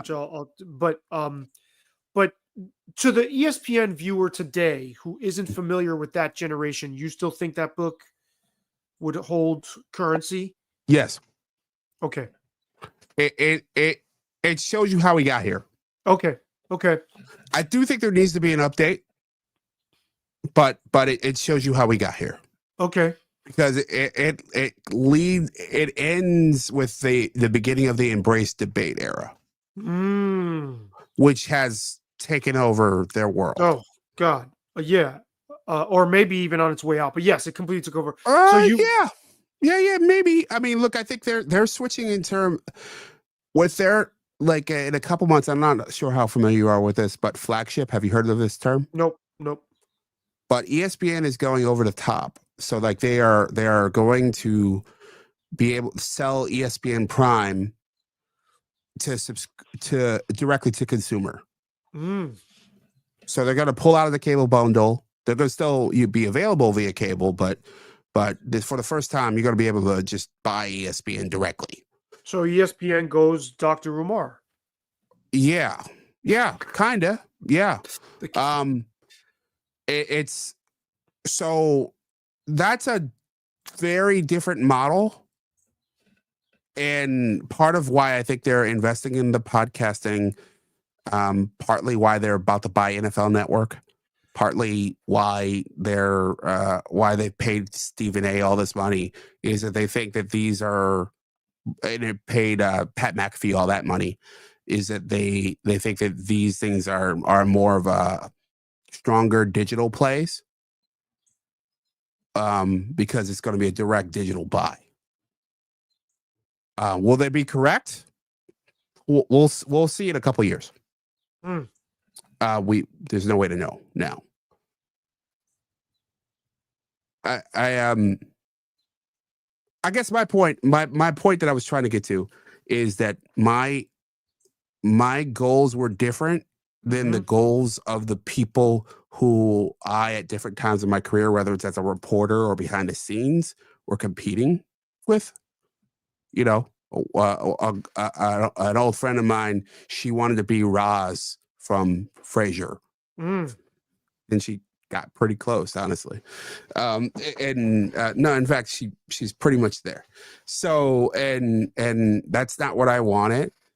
What I wanted to be was essentially a cross between Art Bell, Tony Kornheiser, and Charles Osgood. Wow, I'm not familiar with Charles Osgood, but that's quite a mix. And Where you're sort of following in your boy's footsteps behind you in some which ways. one? Which one? Clem, what's his name? Herb Kane. Hurricane. Yeah, yeah, and which fits in that Charles Osgood kind of thing. Mm. Charles Osgood, Larry King had one. Um, um, the Charles Osgood File was a show that basically on mornings, these were short 2-minute audio pieces that aired across the nation every morning for 30 years. Lovely. That sounds so wonderful to do that, to be Yeah. able to, and it's really an art form. You know what I mean? Yeah. It's such Yeah. it's so artful, and I applaud what you're doing with yours. I mean, there is a real artfulness to them. I hope you keep sticking with I got a them. backlog that I gotta get produced, but Understandable. but yeah. So like what I want, it was sort of a cross between a long form radio show, a video presence, and a column, and I wanted to do them all for a period of time, and that's what Tony Kornheiser did. Like for a chunk of his career, where he was on ESPN, both part in the interruption and during part of the interruption. He had a style column where he would talk about his life and his dog and his wife and Bill Clinton and politics. He had a sports column where he would talk about sports, and then he had a daily radio show where he would talk about DC traffic. Wow. Or sports, or whatever was on his mind. That's really inspiring. That's what a lot of content creators now aspire to. Yes, I know a lot of them niche down, but a lot of them are, even when they do niche down, they have multiple platforms. Sure. A lot of them. That's really, I didn't know that about him at all. Yeah, he did it in the 90s, in the early aughts, prior to his Monday Night Football. When he started there, he started to slow down from there. But yeah. And what I wanted, and what I still want, is to have my version of that little world where I create these little things, and I speak to people who are interested. And I'm not quite where I want to be yet, but I knew that was the direction I wanted to go. And and there's other influences I throw in there. Tavis Smiley is one. Especially like I work in government communications now, and he worked in a similar job before he moved back into journalism. I always admired his talk show, and right now he owns a radio station and does a daily talk show in LA. Interesting that he would go back to that format. It actually connects to the Shannon Sharpe argument earlier as well. He went down because of allegations that he actually fought and won on, but his show was destroyed. He owned the rights. Yeah, his nightly PBS show, which used to follow Charlie Rose, which is another interesting analog in this one. Sure. Both on what's happening now and then. But Tavis owned his shows. He owned his back catalog. He produced them. He owned it. So he was able to sell like the rights to air his show to obscure cable networks. And he used the money to buy a radio station in LA and said, screw it, I'll go on the radio and I'll have my own show. Well, so this leads to your question that you asked me privately. Yeah. Do you think Whitlock is jealous of Shannon Sharpe? And I said degree. no. I said that I think maybe 10 to 15 years ago he would have been. So there's a lot of parallels here. because I also think Whitlock saw himself as a person whose vision and way of thinking set him apart and wouldn't slot into some of these other forms of mass appeal, even though he's been extraordinarily successful and did work at so many of these, high level platforms. I would just say quickly, in my case, I never have felt that anyone else is taking anything away from me. So if I see somebody who's further along than I want to be, I'm not so much envious of that. It immediately comes back to, well, nobody's in my way. I'm in my own fucking way, right? But I feel better about people killing it if I'm better about where I am. So I don't know how I'm going to be if my daughter eventually exceeds me in achievement. I don't know how, I'm sure I'll feel proud and maybe a little jealous. But I think in the whole, because what you're describing with Tavis Smiley, I'm like, oh, that must be nice to have your own network or station, do your daily thing like that. What I imagine that daily routine as being really kind of a nice way to exist, right? But does he feel like he lost this broader profile? And is his life better? Is his quality of life potentially better for having lost that? We don't know, obviously, right? We're not in his shoes. But I think Whitlock sincerely has made the calculation, look, I want to have my little fiefdom online, and I don't need to be part of that bigger machine. And he makes a fucking really good, like, his whole bread and butter is taking shots at that machine. So he's probably thankful that it exists. But I don't get the sense he wishes he were Shannon Sharpe. I do get the sense when he attacked Scoop Jackson so much, which I don't think was unwarranted, but I do get clearly the sense that he's like, if you don't have the skills to be in the game, get the fuck out of here. Yeah. I think that bothers him.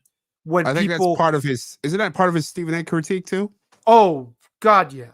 So I think, is that jealousy, or is that like, yo, you're not bringing your full, you don't even belong on the same court. Why are you getting propped up? I think that is a big, yeah. With Shannon, though, I don't think he feels that way. I think he feels Shannon's an extremely talented, I don't think he thinks he's a journalist, but I think he feels he's a very, very talented broadcaster. And maybe doesn't want that life anymore. I think he would have been jealous before, but maybe not anymore. That's me. Okay, so I think I want to speak to a couple elements of that. I think that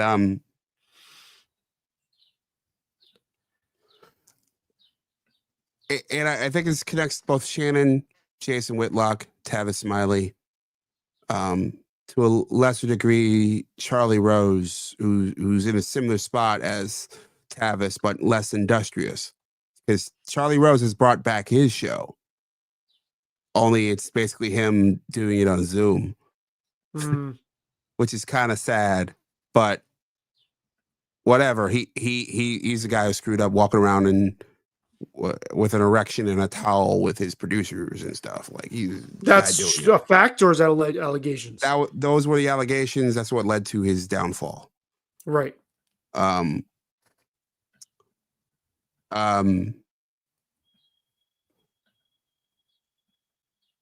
Everybody is going to their fiefdoms anyway. Right. So in some ways, Whitlock is a little above ahead of the curve. I think Glenn Beck was ahead of the curve, going even back a decade, where he said, well, no, what is it, a decade and a half, where he said, like, hey, where he left Fox News and he like, hey, like, I'm saying no to your new contract. I'm going to go build something over here. And I think people are going to follow me. Whereas Tucker was nudged into his own fiefdom, and Louis C.K. was forced into his own fiefdom. Yes.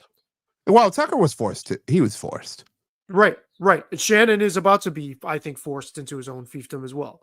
Yeah, and I think that's the thing. I think that's where we're gonna be until there's a uniting force, and I don't know where that uniting force is coming. I think it's gonna be just fiefdoms. That's why I think Shannon will be okay. That's why I think Whitlock, and I consider what Whitlock has done already is highly successful. Oh, yeah. That's sort of our, you and me, that's our ideal. Sure. Because we are somehow, I mean, we've seen all these successive waves of media, but we're shaped by this idea that you can go, like, my vision board of success, I look at my media presence as I own the online equivalent of a bakery / cafe in the Finger Lakes that's got its clientele. They love my cakes and pastries and coffee. They love the atmosphere. It's a manageable clientele. It's not 3 million fucking people feeding back off of the things I'm saying all the time.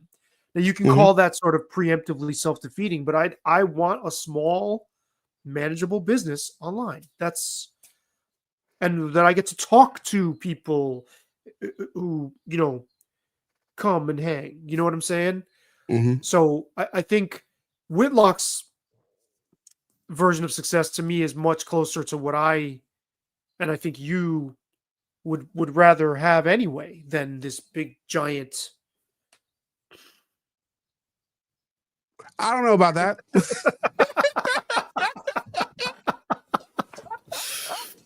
Then again, look, I was a kid who was, I'm a terrible sleeper.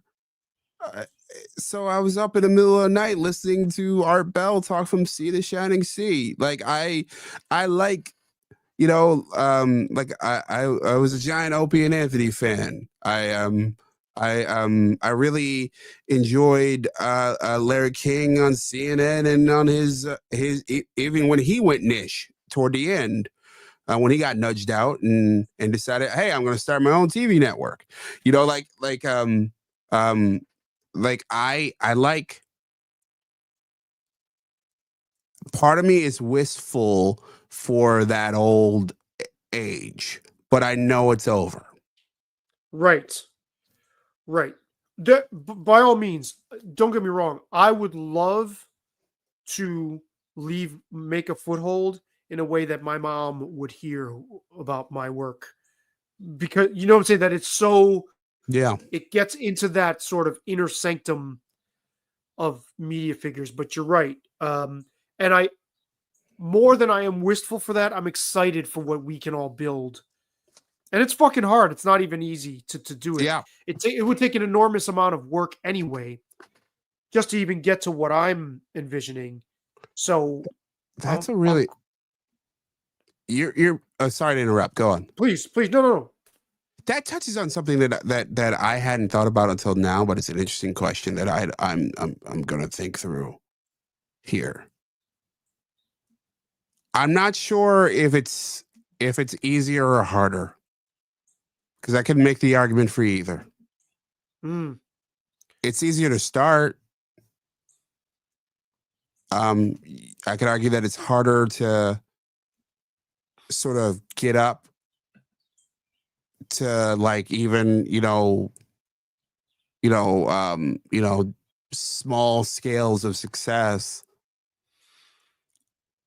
Back in the day, even back when I graduated from college in 2006, getting even like a part-time gig in radio, like I did for a little bit, was like excruciatingly hard. Getting, my first newsroom job, which followed, incredibly hard. Like, we would get hundreds and hundreds of applicants, and they would, sort through them to get to the me's of the world. When I've gotten on air, it was being selected one of thousands, as a reporter on radio and at USA Today. Like, so You don't have to be chosen anymore. At least not by the people who put you on. You choose No, but yourself, and you have to be chosen by an audience. Right, you better get your shit kickers on and get behind that cart and like that's like so.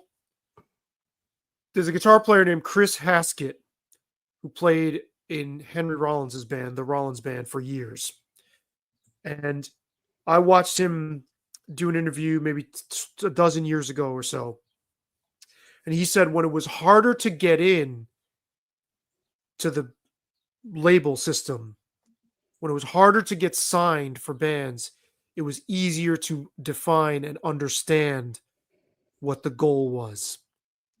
Now that there's much more access, he had a hard time grasping, like, it's like, where do you go with that? So when it was what you're just that's what just reminded me.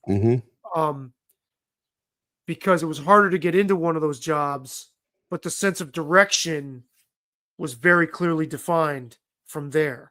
Now it's like we're making our own, we're building our own all the time. And, it requires a lot more sort of not just hard work, but ingenuity and imagination too. Like standing out now, yes, you can put your shoulder behind the cart, but you need to think the way a network producer in the past would have thought on a micro scale in this weird way. And that's wearing multiple hats at once. Whereas before you could just be the on-air talent, let the executives fucking do the thinking, right? And it'd be harder and harder and harder. You have to scratch and claw to get up to that point. But you weren't like helming the vision also. Yeah. So now, no, you're not just a content creator. You're a mini mogul. You're a micro mogul. Yeah. In order to try to make anything work, I mean, it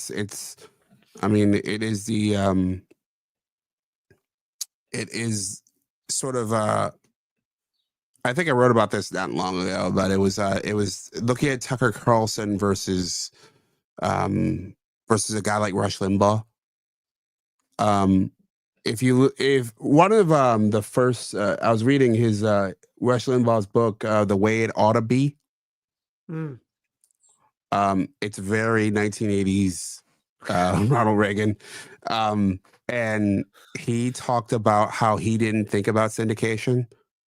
He didn't think about the business of his show at all. Like it just didn't, like, he was like, I thought about making a good show, and when I made a good show, it got popular, and other people just took care of the rest for me. Like it was like it just worked. Holy shit! What a different world we're in now. I mean, that's shocking. You can't be that today. Exactly. You cannot do that. Exactly. There's no way in hell you would survive even the first step of this. Yeah. Thinking like that. You got to be the fucking network and the talent. And a perfect example of what you're saying there is Dan Bongino, who just went into the Trump administration, right? I don't know how much you know of him. Nothing, but his show, he's a former Secret Service agent who started a show in his basement with his wife, and then it got sent. It became a hit podcast, and he and his wife turned it in, pushing that wheel that you talked about into a syndicated talk show across the country. Ended up on 100 affiliates before he walked away from to go into government. It's like you have to like just dive in and take that shot, even if that wheel's going to run you over. Because no one is going to handpick you and say, you do a great shift on WXXY or right in or Idaho whatever. or whatever. We're gonna call you up to the majors. That's the way it used to work. It doesn't work that way anymore. All right, it's laughable. I'm laughing at that paradigm now. Yeah, but We have to have our Neil Howe moment. Ding, ding, Oh ding, ding, yeah. ding. You talk Yeah. about a unifying force. Come on, man. Double. You talk about what is that unifying force? We don't know. Neil Howe might have a surprise in store for us. Yeah, and yeah. maybe there is. I mean, I don't know, James. Oh. I I wonder. left out this one too. There you go. I want, and I know I say this every week. I got to read some Neil Howe, but Yeah. I wonder whether, even though we're moving in the direction of total, all these little microverses, really is really what they are a multiverse, like a media multiverse. I wonder whether human beings don't crave shared, like something like a coast to coast that you can plug into on a bigger level. I mean, can it both exist? Can there be the algorithmic, multiverse? And can there be something that is known and experienced on a broader scale at the same time? And you're probably thinking no, but I just wonder if there's anything that can put us back, even not totally on that track, but just have a little bit of it. I don't know. You're right in that my inclination is no. In that until there's a technological innovation of some sort or reversion. Yeah, I think we went into this deeply on a private phone call, but the direction that AI is taking us is going to slice and dice the sources of our content and customize instead of unify. I mean, that's pretty clear at this point. Barring some unforeseeable shift. I'm trying to look at see if there's another book around here that I was reading a few months ago, which walked it was yeah, give me one moment. Sure. I mean, I have a question for you. I guess that I'll ask what barring some technological shift. This is one of the coolest things I found on Amazon. Okay. It's American Journalism by Mott, by Frank Luther Mott. It's the history of newspapers in the United States over 260 years, from 1690 to 1950. This was originally in the Washington High School Library in Cedar Rapids, Iowa. It's fantastic. And basically what Mott does, and Mott is one of these like media historian people, and he walks you through basically how basically newspapers and media shifted over the course of those 250 years.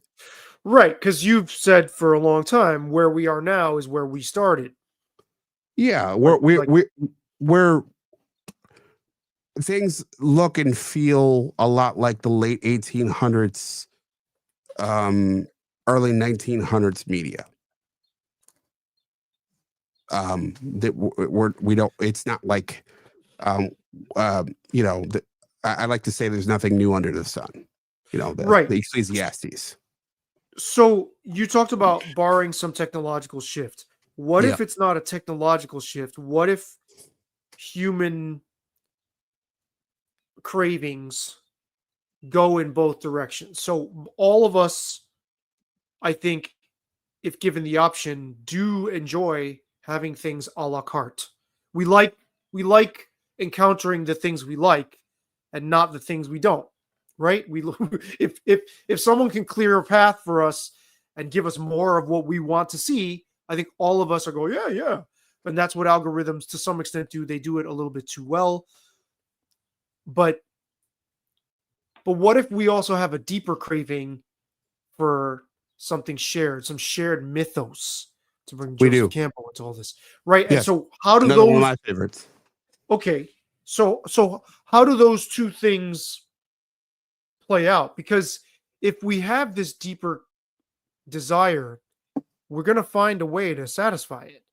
Because No. look, Go so ahead. you're saying, how do we get? So you're saying the now the cart is ahead of the horse and it's rolling down the hill and there's no way to. I think the two things aren't exactly. They're related.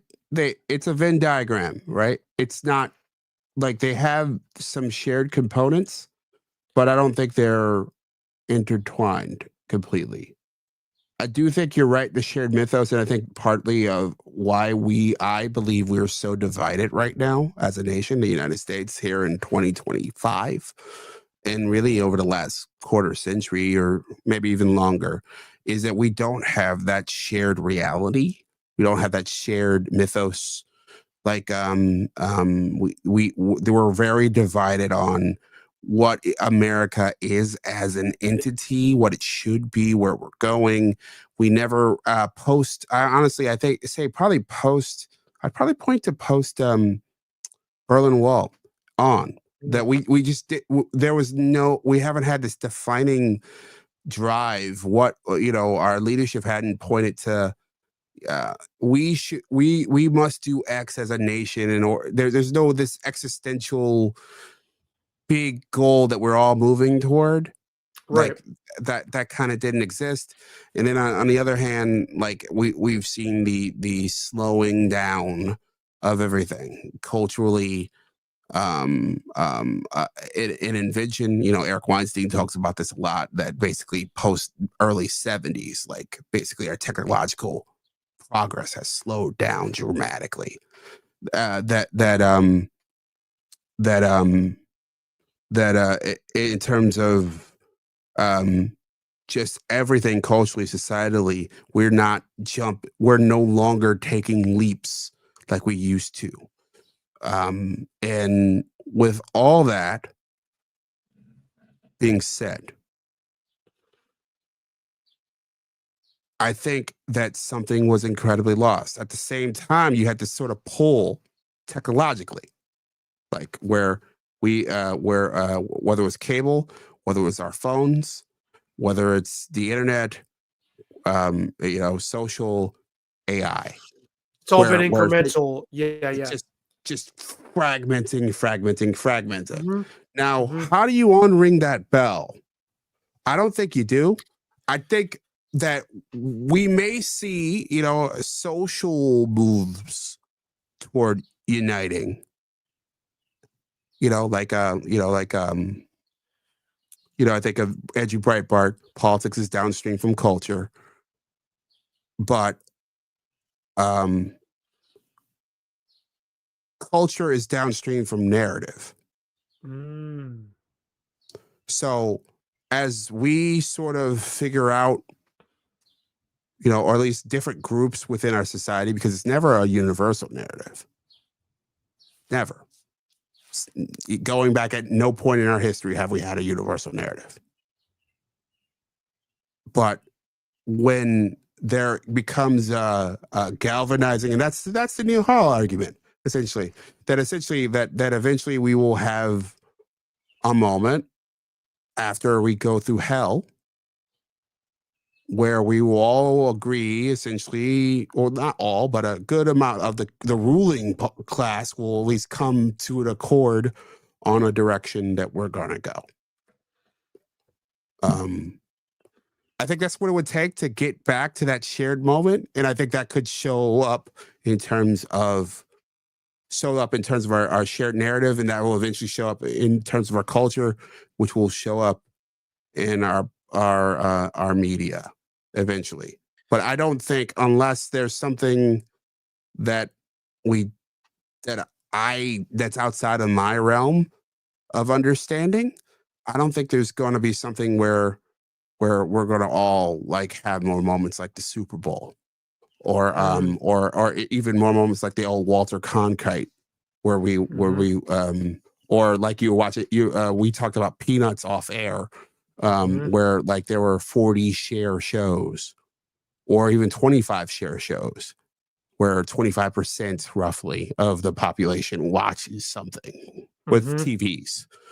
Watch X. I don't think we're gonna get back to those consistent moments. Unless we regress, and that my friend would be a tragedy. I mean, I would be worried about that. How can media regress? James is like, this is a real tragedy. Well, no, it wouldn't be necessarily. In order for that to, it's not that media would. It would be the things that would cause it would be the tragedy. Oh, okay. Well, all right. So I agree with everything you said. It makes perfect sense. But the one question I have, well, there's two. What if AI continues to work with us in a way that is beneficial and that saves steps and things like that, then I think, yeah, I mean, we love curated content. I mean, right? Like I said, it's like going to an ice cream shop and having like all these flavors that are catered towards what you might like. But one of the things I've noticed is that a lot of online things that go like viral or memes or are posted, they harken back to a time when things were shared, and even younger people seem to have a sense that they're connecting with something Yes. that was of a moment. So you see things like The Office, or when we get off here, I'm gonna fucking zone out after a really hard week and watch Siskel and Ebert reruns on YouTube in like low quality, low resolution. And it's like one of my favorite things to do. And why is that online? Why so it's there's clearly a desire to get some of that back. Could AI help us do that in some way? Or what if AI became the thing that unifies us because it's a threat? And we have to. Well, yeah, that's where I was going with like whether it's a threat or there's an EMP or there's a holy crap, James Gladstone, the GM of the Jaguars, looks like Andrew Schultz. Oh wow. That's Okay, pretty all right. funny. Sorry, I just turned That's my okay, head. that's okay. No, that's okay. But woof. He should have him on the show. Maybe Akash is actually Cod's what the fuck is Tony Khan? Yeah. Oh yeah. It'd be great. They should do a spoof. They should totally do that. Yeah, look, I think that there could be some sort of regression technologically. If I'm not a climate change alarmist. I'm not against the idea, but I'm just not sold that it is what it's been sold as. But let's say what? You're not convinced we're going to end up in a world made by hand, and you have the Kunstler book. But I'm not convinced of that at all. Shout out to Jim Kunstler. Totally. So I'm not convinced of that. So, but let's say they are 25% right. That leads to regression in all the stuff we're talking about, right? Technologically, I think it leads to regression culturally. And the world history has gone through those periods where things. It's not a straight line. Like sometimes we go through. There's been massive die-offs. I'd spent some time over the last few months looking into the Bronze Age collapse, which I don't know. Or we saw major dominating cultures just sort of go poof. like and learning about, you know, the collapse of Rome, and like, you know, it's one of these things. It's slowly and then all at once. That didn't mean the end of, you know, human history. It just led to the end of a period of history. So like you could, if indeed climate change is as bad as advertised, or 25% as bad as advertised, it could conceivably do something awful. We could see you know, like I was listening to a wild ass podcast. I was listening to Tinfoil Hat with Sam Tripoli, and he had this guy John Cullen on. I am John Cullen. Didn't you introduce me to him? Yeah, The yeah. sunglasses guy? Does he wear Yes, sunglasses? that Yeah, dude. yeah, Yes, yeah. him on. Who claims that like basically that the whole COVID thing went down because of asteroid strikes that was going to hit Earth. And that's how we it's wild. Okay, I didn't And know John Cullen went to that place. John Cullen always yeah, seemed to me to be real statistically sound. yeah, I agree. I was kind of shocked by that conclusion myself. And I was like, holy crap, really? This is your argument? Wow. All right. And then he talked about what was it? Yeah, that it looks like that there's a meteor headed toward Earth in a few years. That we already know about it, and that's really why we're trying. You know why, you know, guys like Elon are involved with the government, and which is just all wild, you know, stuff. But it's kind of like those black swan kind of events could easily like knock the technological, or even like a partial version of those black swan kind of events, let alone the AI sort of like going supernova and taking off, could knock us off the trajectory that we're headed on, and we could see regression, you know, easily. Well, Let on alone that some note, famine or something, some worse version of COVID, or there's a million things. What but yeah, on that note, like things are like, we must be grateful for what we have and the time we have. We've lived in a remarkable, amazing period of history. Yeah. and you know, as much fun as it has been dreadful, I guess for those of us that it hasn't been dreadful for, just you know, it's easy to look at the overabundance or the abundance of entertainment options as some way of, you know, overindulging. But I mean, look, all what we call entertainment is people wanting to connect to storytelling, and that's been Sure. a part of our human story from the beginning. You know, it's a part of who we are. I watched a masterclass commercial on YouTube before one of the videos I was watching with Salman Rushdie, Mhm. and he said, "What does a child ask for after its basic needs? Or what are the things a child asks for? Well, it's hungry. It wants to be hugged and loved. And then after those two things, tell me a story." Sure. And so, even when you look at it, when you boil it down to that, everything we're doing where we're like maybe online too much, or where we're addicted and algorithms and all that, we're just looking for stories. We're just, even when you're just doom scrolling or you're looking at fucked up shit on, you know, like short clips of, I don't know, people getting into fights on subway cars or whatever. That's all that is. And so I think we have not lost our essential humanity, is the point I'm making, in spite of all these changes around us.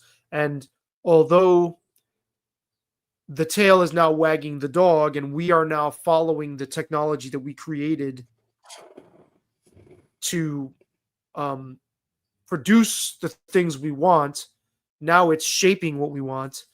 I think at some point we might be able to recover, being able to guide it better than what we have, to reflect what we need as much as what we want.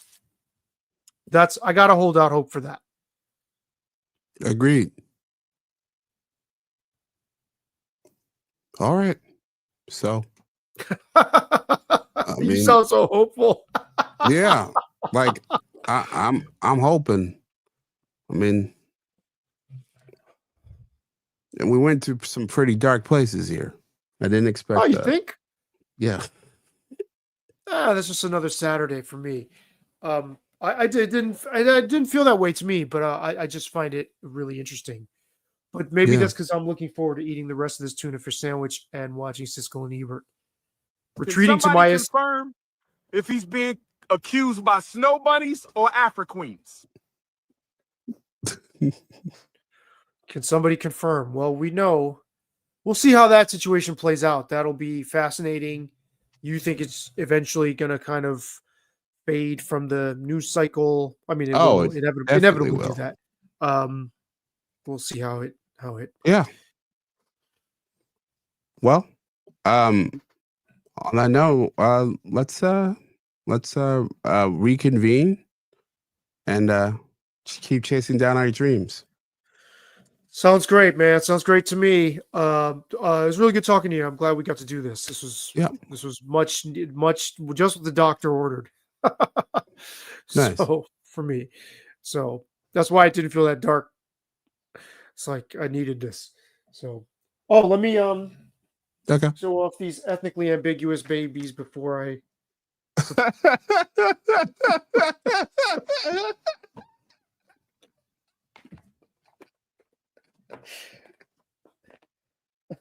Well, I guess this one is legitimately what. yeah.